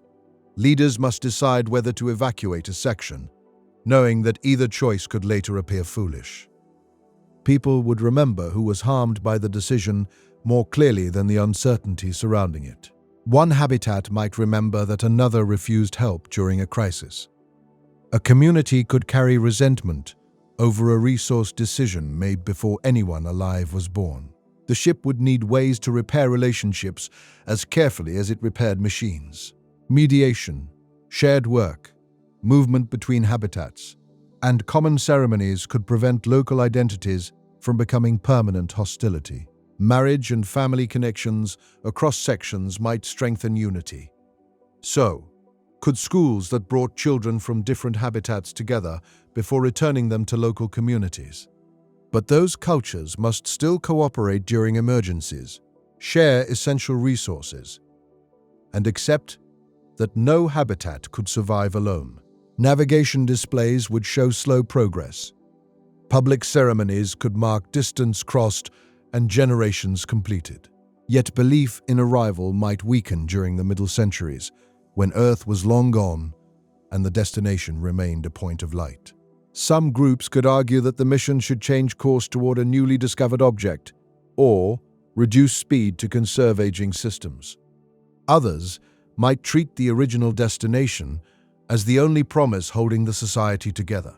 The people aboard would have to decide whether loyalty meant obeying the original plan or adapting it to new knowledge. A rigid government might preserve the route even after evidence showed another destination was safer. An unstable government could change direction repeatedly, spending fuel and leaving future generations with fewer options. The ship would need a process capable of making irreversible decisions without pretending certainty. Perhaps major changes would require years of observation, repeated public debate, technical review, and approval from several institutions. Every protection carries a cost. The most dangerous moment might arrive when people stopped believing the system could correct itself. A peaceful transfer of power, an honest investigation, or the reversal of an unfair law would show that conflict did not require destroying the institutions holding the ship together. If reform became impossible, pressure would build elsewhere. Strikes could interrupt maintenance. Habitats might refuse resource transfers. Security forces could divide along local loyalties. Violence inside a sealed vessel would carry risks far beyond the people involved. A damaged wall, fire, or interrupted cooling system could threaten entire sections. Weapons designed for Earth would be especially dangerous in pressurized habitats. The ship would need methods of security suited to an environment where force could destroy shared life support. Prevention, restraint, and isolation would matter more than overwhelming power. Even imprisonment would consume space, food, medical care, and labor. Exile outside the ship would mean death and could never serve as an ordinary punishment. Justice would have to operate within a world where every person remained part of a limited population. The community could not afford endless revenge, but it also could not ignore harm. Restoration might become more important than removal. A person who damaged the ship might still possess valuable skills. A violent conflict between habitats would need resolution because the same communities must continue sharing air and power afterward. Forgiveness would not always be possible, yet permanent division would remain physically impossible. Leadership would therefore demand unusual patience. The most effective leaders might not be those who promised dramatic change, but those who maintained trust during long periods when nothing seemed to happen. They would approve repairs, protect reserves, explain uncertainty, and leave institutions stronger than they found them. Their success might appear almost invisible. Air continues moving. Children attend school. Power remains stable. A conflict ends before reaching the pressure doors. Across 1 year, these achievements could look ordinary. Across 1,000, they would become the difference between a society and a ruin. The ship's government would never become finished. Each generation would inherit laws, problems, and stories from the one before it. Then, adjust them to a vessel that had changed again. Some reforms would improve life. Others would create damage recognized only decades later. Political systems, like machines, would need maintenance. Rules would need inspection. Institutions would need replacement, when their purpose no longer matched the world around them. Records would preserve old mistakes, but only if people remained willing to learn from them.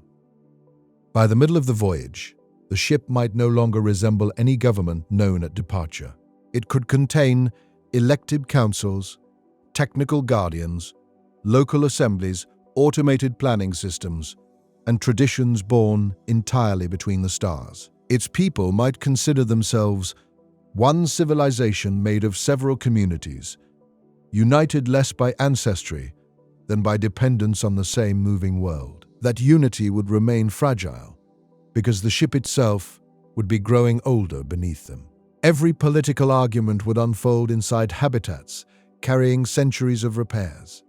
Every promise of expansion would depend on machinery with less remaining margin. A government could settle conflicts, distribute resources, and preserve trust, yet it could not vote away corrosion, radiation damage, or the material cost of 1,000 years. The physical world would continue narrowing the choices available to the society living inside it. And once the ship had learned that laws could preserve order, only while its people still trusted the systems behind them, the voyage entered the century, when age, radiation, and accumulated compromise began to make every part of that world harder to repair. It would begin with a longer maintenance list, a smaller supply of reliable parts, and repairs that took slightly more time than they had a generation earlier. A system would return to service, but not with the same efficiency. A wall would be patched, though the patch added weight and created new places to inspect. People would still wake beneath scheduled light. Water would still flow.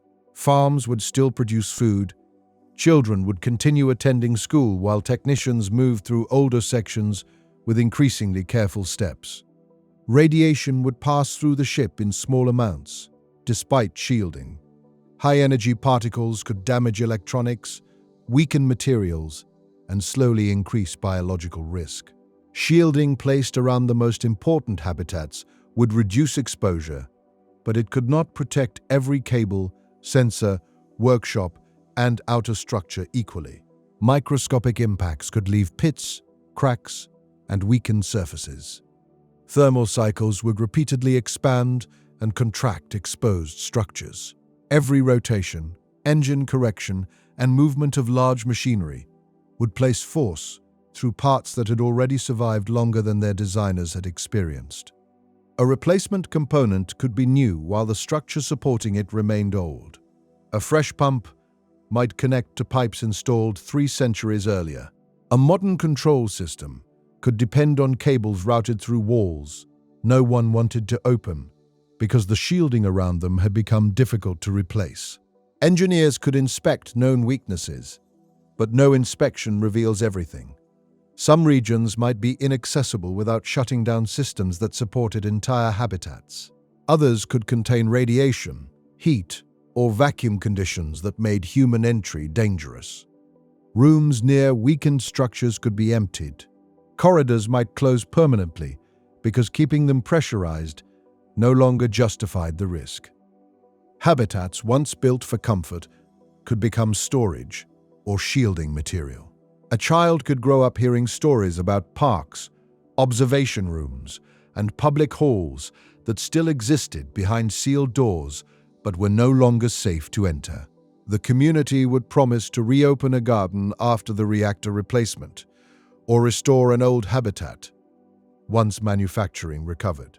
Years would pass, and the resources would always be needed somewhere more urgent. Families could move closer together. Public rooms might serve several purposes.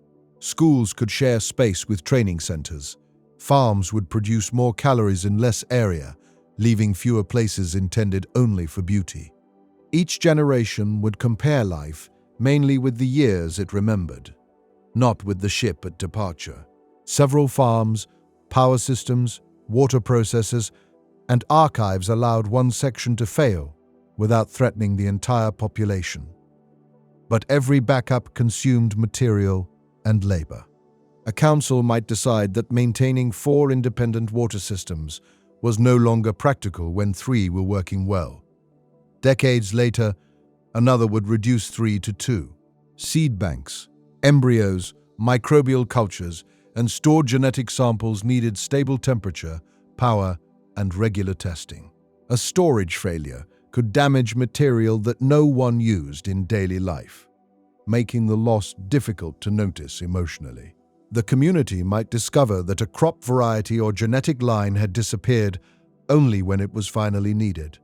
Plants, selected for generations inside artificial conditions, might become highly efficient, but less adaptable.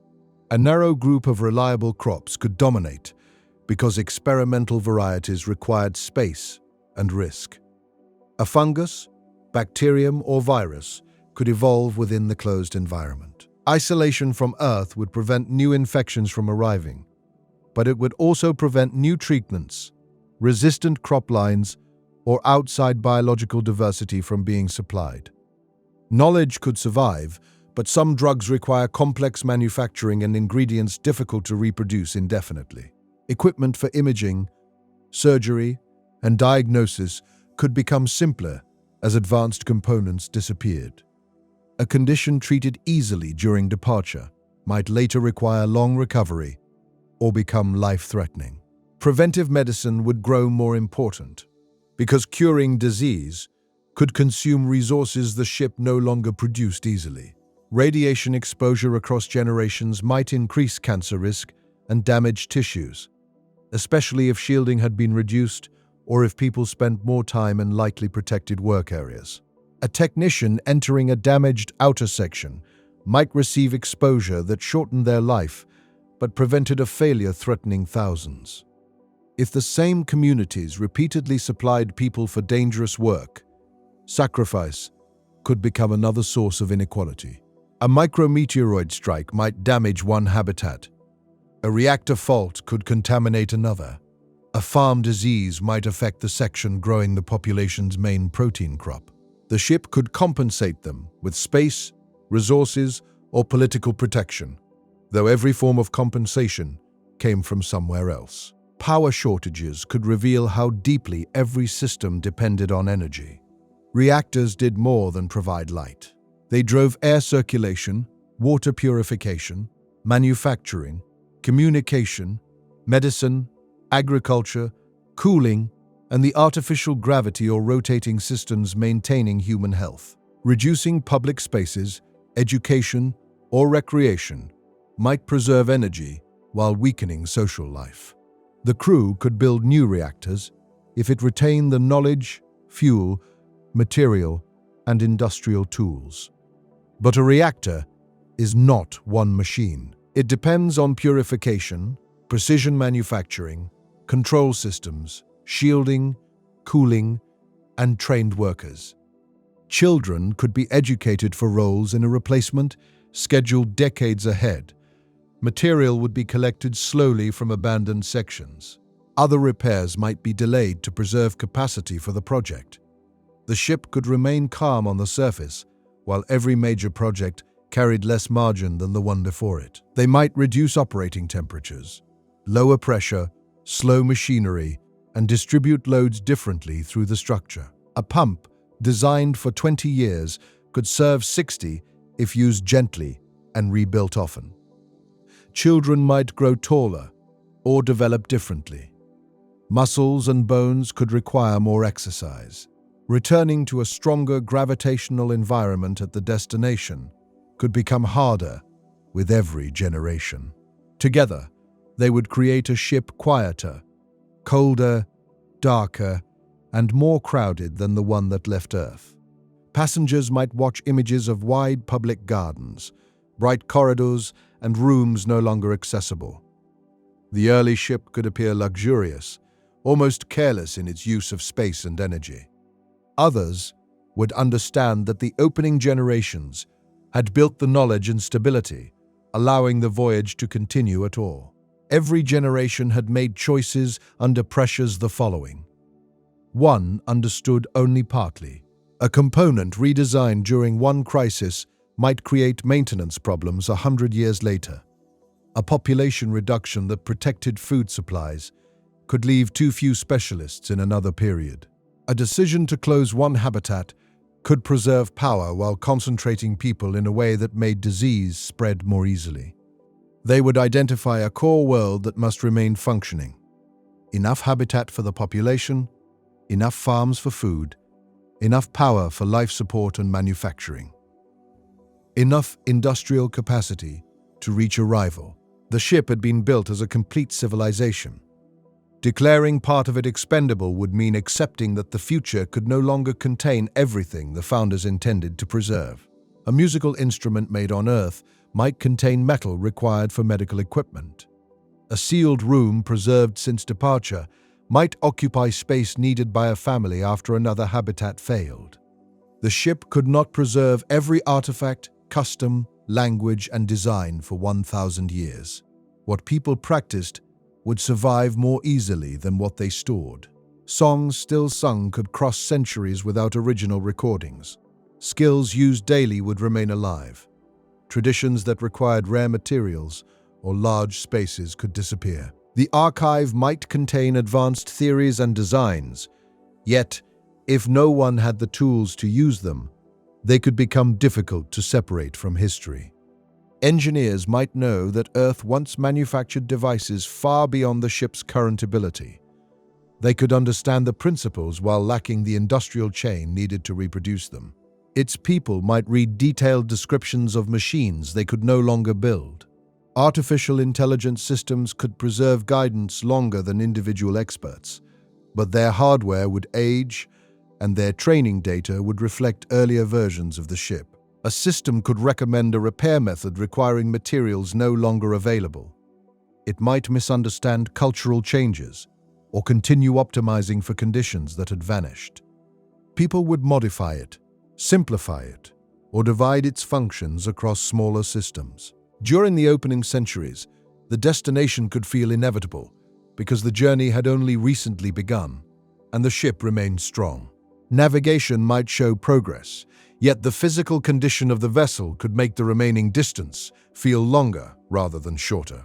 Leaders might avoid stating the worst projections publicly, fearing panic. Engineers could disagree over whether one system would last 50 years or 200. A society told repeatedly that everything was under control might lose trust when hidden problems finally appeared. A society given every possible failure could become unable to imagine a future worth working toward. A new crop line could restore diversity. A reactor project could reopen possibilities thought lost. Decline was not a straight path, and recovery would still occur. Some centuries might end with the vessel stronger than they began because pressure forced better designs and more careful institutions. The danger was that improvement itself consumed reserves. Every successful recovery used material, labor, and time that could not be replaced before arrival. The ship survived by converting its past into future. Old walls became new shielding. Stored parts became working machines. Knowledge became repairs. Lives became training for the generation that followed. By the final part of the journey, the remaining population might inhabit only a fraction of the original vessel. Outside the active sections, dark corridors and empty habitats would extend through the structure. Some would be kept in vacuum. Others would contain machinery running without human presence. The ship would feel both crowded and enormous. People would live close together, while most of their world remained inaccessible. Beyond sealed doors lay abandoned farms, dismantled rooms, old workshops, and surfaces carrying the marks of lives no one remembered personally. These silent spaces would not mean the mission had failed. They would show the price of continuing. The vessel was not crossing the stars unchanged. It was consuming itself slowly enough for humanity to reach the other side. Then, after centuries when the destination existed only in calculations, the light ahead would begin to change. Telescopes would separate it more clearly from the background. New measurements would reveal planets, dust, radiation, and possible places to arrive. For the first time in many generations, the ship's remaining distance would fit inside a human lifetime. Children born during this period could live to see the destination. That possibility would alter every decision. Reserves protected for centuries might finally have a known purpose. Engines, landing systems, and survey equipment unused since departure would need to be examined. Habitats adapted to endless travel would begin preparing for a world outside them. The aging ship had spent most of its existence teaching people how to remain inside. Its final generation would have to learn how to leave. And once the ship had survived the century, when almost every reserve began to disappear, the people born nearest the end of the voyage looked ahead and realized that they would be the first generation expected not only to keep the vessel alive, but to leave it. It appeared in lessons, navigation displays, engineering plans, ceremonies, and recordings made by people who died centuries earlier. The destination had shaped every sacrifice aboard, yet no living passenger had ever seen it as more than a distant point. Telescopes could separate the star from the background more clearly. Planets, once known through uncertain signals, would reveal changing brightness, atmosphere, heat, clouds, and possible surfaces. The closer the ship came, the less useful the oldest plans became. The generation born during these final decades would grow up with a different relationship to the mission. Their parents had been taught to preserve the vessel for people in the future. These children could become the people for whom it had been preserved. A young engineer might know that the engines being repaired could slow the ship within their lifetime. A student studying medicine could expect to treat patients under natural gravity. For centuries, survival meant keeping life stable inside familiar walls. The final generation would need to operate systems rarely used. Since departure, interpret a world no human had visited, and decide when it was safe to move beyond the only environment they understood. They inherited an aging vessel and an arrival plan written for a destination that might not match reality. The ship would still be moving at extraordinary speed. Engines rebuilt many times would need to operate continuously, perhaps for years, to reduce that motion. A propulsion failure during the crossing could shorten the mission. A failure near arrival could carry the vessel through the destination and back into interstellar darkness. Every remaining reserve would suddenly have a defined purpose. Fuel, protected through shortages and political changes, would be released for braking. Spare components stored for centuries would be opened. Workshops would stop following ordinary repair schedules and begin supporting the systems required for arrival. Even then, the final plan would not be certain. Some engineers could argue for slowing as early as possible, protecting the chance of capture even if the journey lasted longer. Others might believe the ship was too old for years of heavy engine use and that delay only increased the chance of structural failure. The machinery had no exact twin, and no one had ever tested the full sequence after 1,000 years of repair. Small burns would begin first. Sensors would measure vibration through the structure. Cooling systems would carry away heat. Technicians would compare the behavior of rebuilt components with records from engine tests performed centuries earlier. When the full braking sequence began, the force might create a new direction of down through parts of the ship. Habitats designed around rotation would experience changing loads. Fluids would settle differently. Old joints would carry forces they had not felt for generations. The vessel would feel less like a world and more like a machine again. Walls could vibrate with distant engines. Public spaces might close while the structure was monitored. Families would sleep knowing that machinery assembled from centuries of replacement was slowing their entire civilization. Inside the navigation systems, the future would divide between capture and escape. If enough speed remained, the ship might pass through the system before anyone could establish orbit or reach a planet. Arrival required surrendering the very motion that had made the voyage possible. During braking, telescopes and robotic probes would study the destination continuously. A planet once considered suitable might reveal a dense atmosphere, violent weather, or radiation strong enough to make surface settlement dangerous. Another object, ignored in the original mission, could contain water, useful minerals, or a stable place for orbital construction. The final generation would be deciding where humanity lived next, while the ship continued moving toward the choice. There might be no perfect world. A planet could contain liquid water, but air no human could breathe. A moon could provide ice and metal while sitting inside dangerous radiation. An asteroid might offer excellent construction material, but no gravity and no natural protection. The safest place for the population might not be the most Earth-like place. It might be orbit. Robotic scouts could travel ahead while the main vessel stayed at a safe distance. Some would enter atmospheres, measuring pressure, temperature, winds, chemistry, and radiation. Others could land on moons or asteroids and test the strength of the ground. They would search for water that could be purified, gases useful for agriculture, and material that could become shielding. They would also search for life.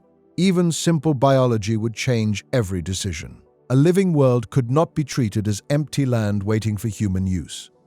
Organisms from the ship might contaminate it, while unfamiliar chemistry could threaten the people aboard. Exploration and settlement would need to remain separate until the crew understood whether contact was safe in either direction.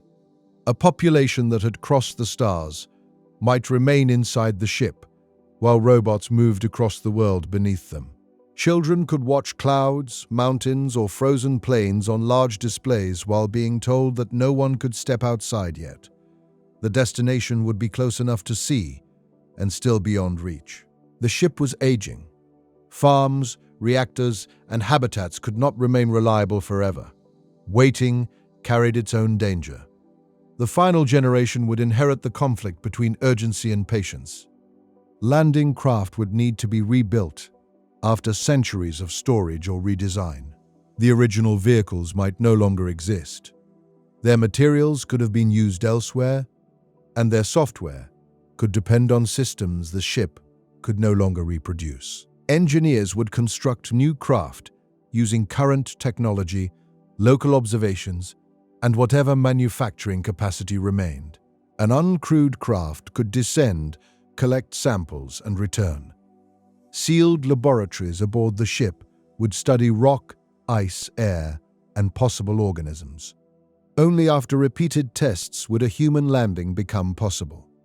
Even then, no machine could predict exactly how a human body would respond. Generations raised in artificial or reduced gravity could face pain, weakness, dizziness, and cardiovascular stress on a planet. Muscles and bones might require years of preparation. Training habitats might increase rotation slowly, allowing bodies to adapt. Medical teams could study how much force each person tolerated and whether long-term settlement was realistic. Some passengers might never be able to live on the surface safely. Age, illness, or development under low gravity could make the ship their permanent home. Arrival would not free everyone in the same way. A young group could descend first, while most of the population remained in orbit. They would build shelters, power systems, communication networks, and storage before larger numbers followed. The settlement might begin beneath local soil or rock, protected from radiation and unfamiliar weather. The people who crossed 1,000 years of space could reach another world and still live behind pressure doors. Natural gravity would pull at every object. Dust would enter seals and cling to suits. Temperatures could change according to weather and daylight, rather than a controlled schedule. Machines would encounter a world that did not adjust itself to human needs. For the first time, not every surface would be part of the ship. A horizon could extend beyond the settlement. Light could arrive from a real star, without passing through a lamp. Shadows could move according to the rotation of a planet. No living person aboard could explain exactly how they felt because none had stood beneath a natural sky. The first person to step outside would not be returning to nature. They would be meeting a new form of it. That moment might be celebrated throughout the ship but a footprint would not create a home. The surface group would need dependable power, water, food, medical support, and protection from local conditions.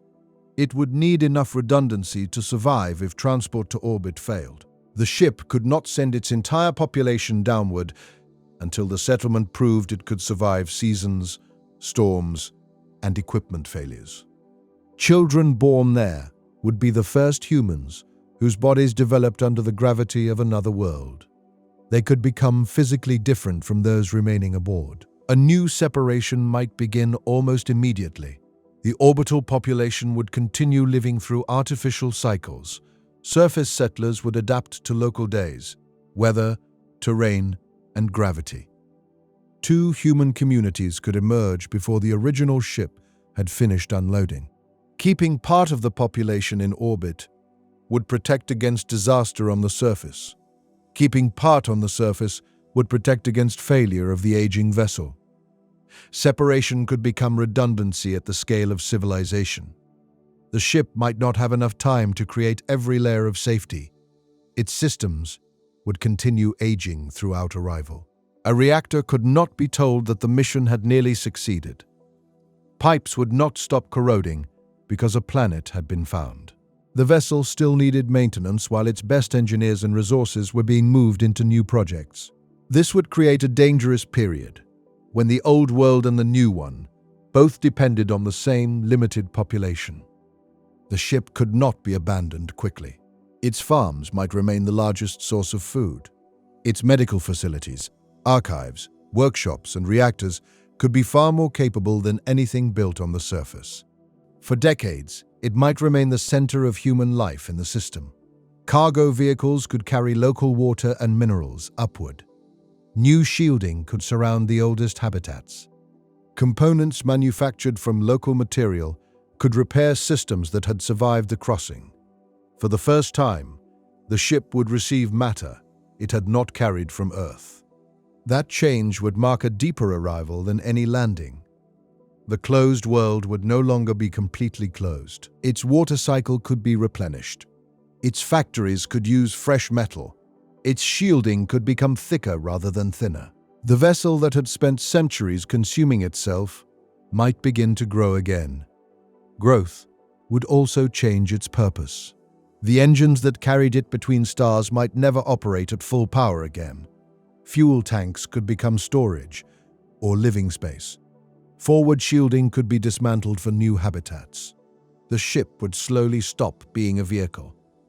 For those born aboard, this transformation could feel like losing their world. Every corridor carried family histories. Every garden, school, and workshop belonged to generations of memory. Dismantling the vessel might be necessary, yet each removed section would erase a physical part of the only home most passengers had known. Some could argue that the ship should be preserved as a monument. Others would answer that a monument could not consume resources needed by the living. The same conflict had appeared throughout the voyage, but arrival would make it final. The spacecraft was both humanity's oldest home and its largest remaining resource. The people preparing to leave it would understand that the mission did not end when someone touched the surface. It ended only when human life no longer depended on the ship surviving another year. Until then, arrival remained incomplete. The destination could provide water, rock, energy, gravity, and perhaps a sky, but the vessel still contained the air, farms, knowledge, and machines that made survival possible. Every new habitat would begin as an extension of it. Every settlement would carry equipment, organisms, language, and memory taken from its interior. The ship had not merely transported humanity to another world. It had become the last working piece of Earth that could be used to build one. And once the final generation had reached the destination, but discovered that leaving the ship was more dangerous than crossing the stars, their future depended on whether they could turn the vessel that kept them alive into the foundation of a world that no longer needed it. At first, the ship would remain the safest place in the system. Its farms already worked. Its atmosphere was known. Its medical rooms workshops, reactors, and archives had survived long enough to be more dependable than anything newly built outside. The first settlement might contain only a few pressurized modules buried beneath local rock. Every machine there would still depend on parts, software, and knowledge carried down from orbit. The new world would not begin independently. It would begin as an extension of the old ship. Cargo vehicles would move between orbit and the surface, carrying food, tools, water, people, and samples. Each journey would cross a boundary between two forms of human life. Yet there would be one important difference. The walls no longer had to carry everything with them. Rock from the destination could become shielding. Local ice could become water, oxygen, and fuel. Metals could be refined into supports, tools, cables, and machines. For 1,000 years, the vessel had survived by recycling a limited inheritance. Now matter could enter the human system from outside again. A tank filled with local water might appear ordinary, but it would represent a change larger than the first landing. That water had not crossed interstellar space. It had waited at the destination until human beings arrived. Once purified, it could enter farms, cooling systems, medical equipment, and drinking supplies. The closed cycle would begin to open. Asteroids or small moons might provide rock for shielding and metal for construction. New habitats could be built beside the original vessel using designs created during the final centuries of the voyage. They would not need engines powerful enough to cross interstellar space. They could be wider, heavier, and easier to repair.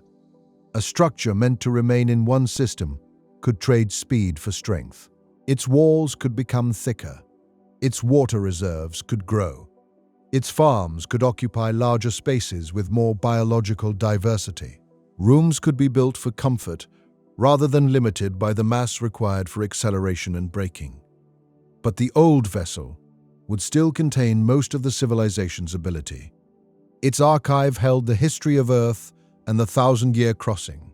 Its workshops knew how to rebuild systems no new settlement had yet operated. Its farms carried crops adapted through generations. Its population understood the ship almost instinctively. Every sound, vibration, schedule, and corridor belonged to a world shaped by centuries of experience. Moving away from that world would be difficult. A family asked to relocate to the surface might gain space and natural gravity while losing the community where its ancestors had lived. A worker transferred to a new orbital habitat might enter rooms with no history, no memorials, and no familiar routines. The new settlements offered a future. The ship contained identity. Some people might refuse to leave unless the vessel became unsafe.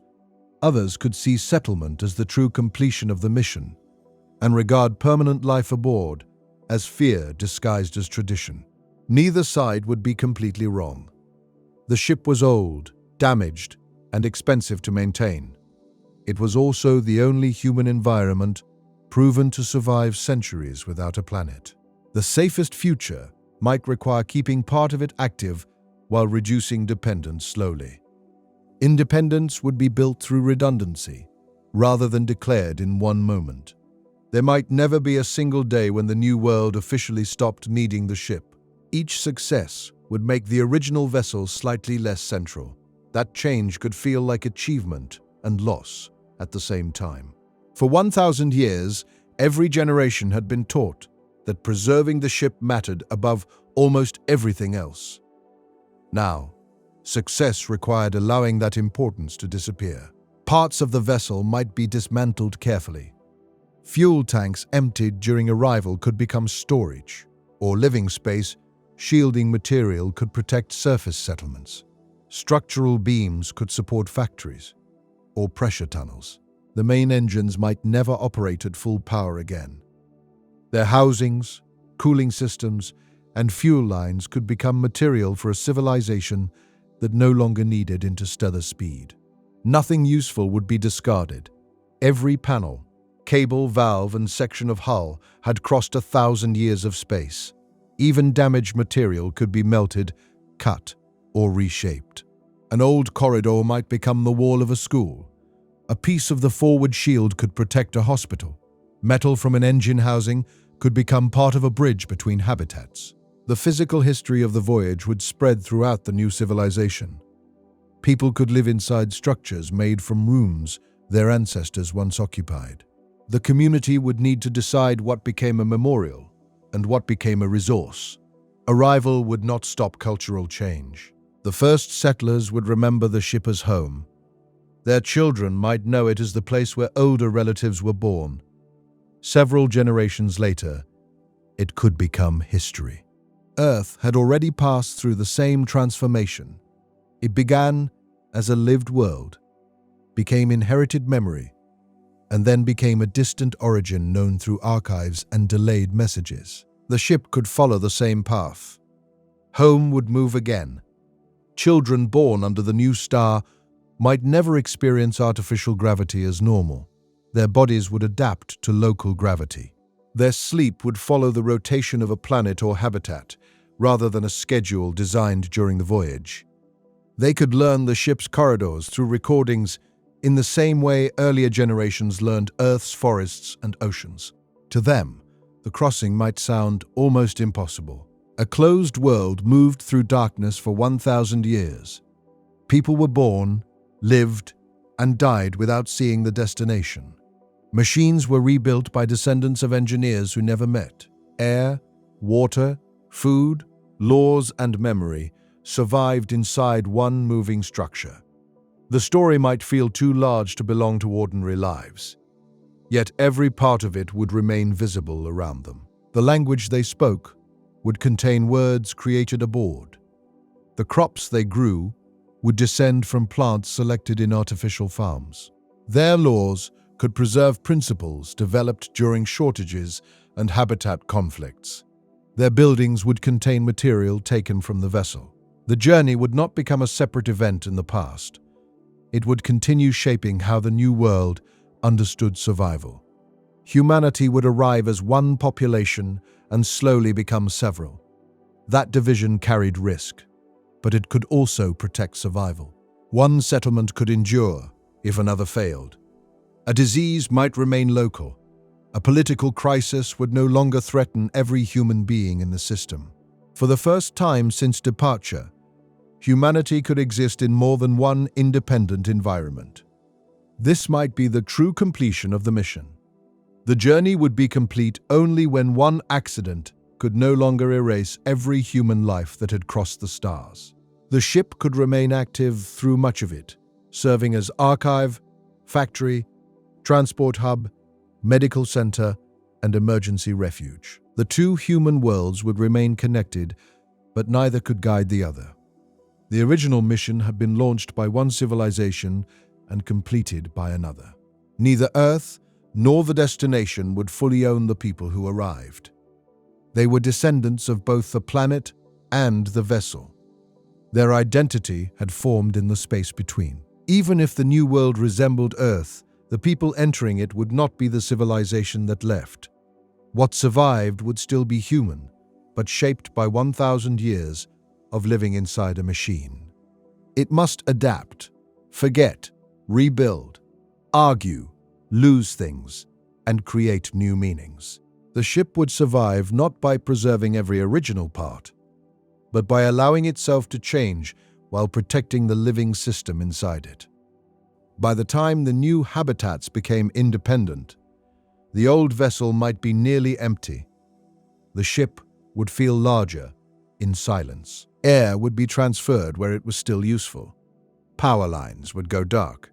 Pressure doors would close, without another generation expected to pass through them.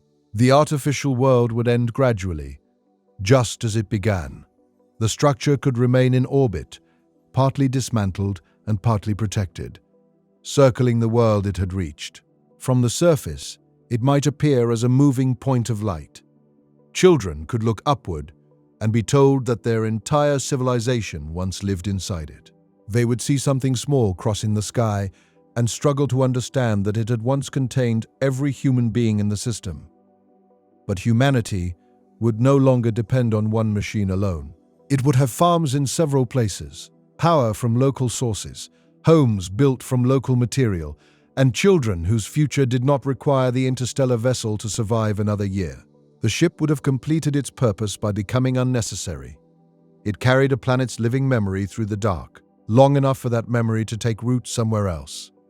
Not perfectly, not unchanged, not without losing countless things along the way, but alive. 1,000 years after departure, the people looking back at the vessel might no longer call it a spaceship. They might call it the first city, the old world, the place before the sky, or simply home.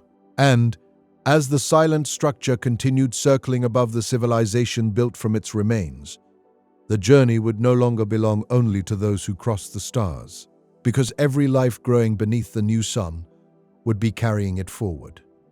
Good night.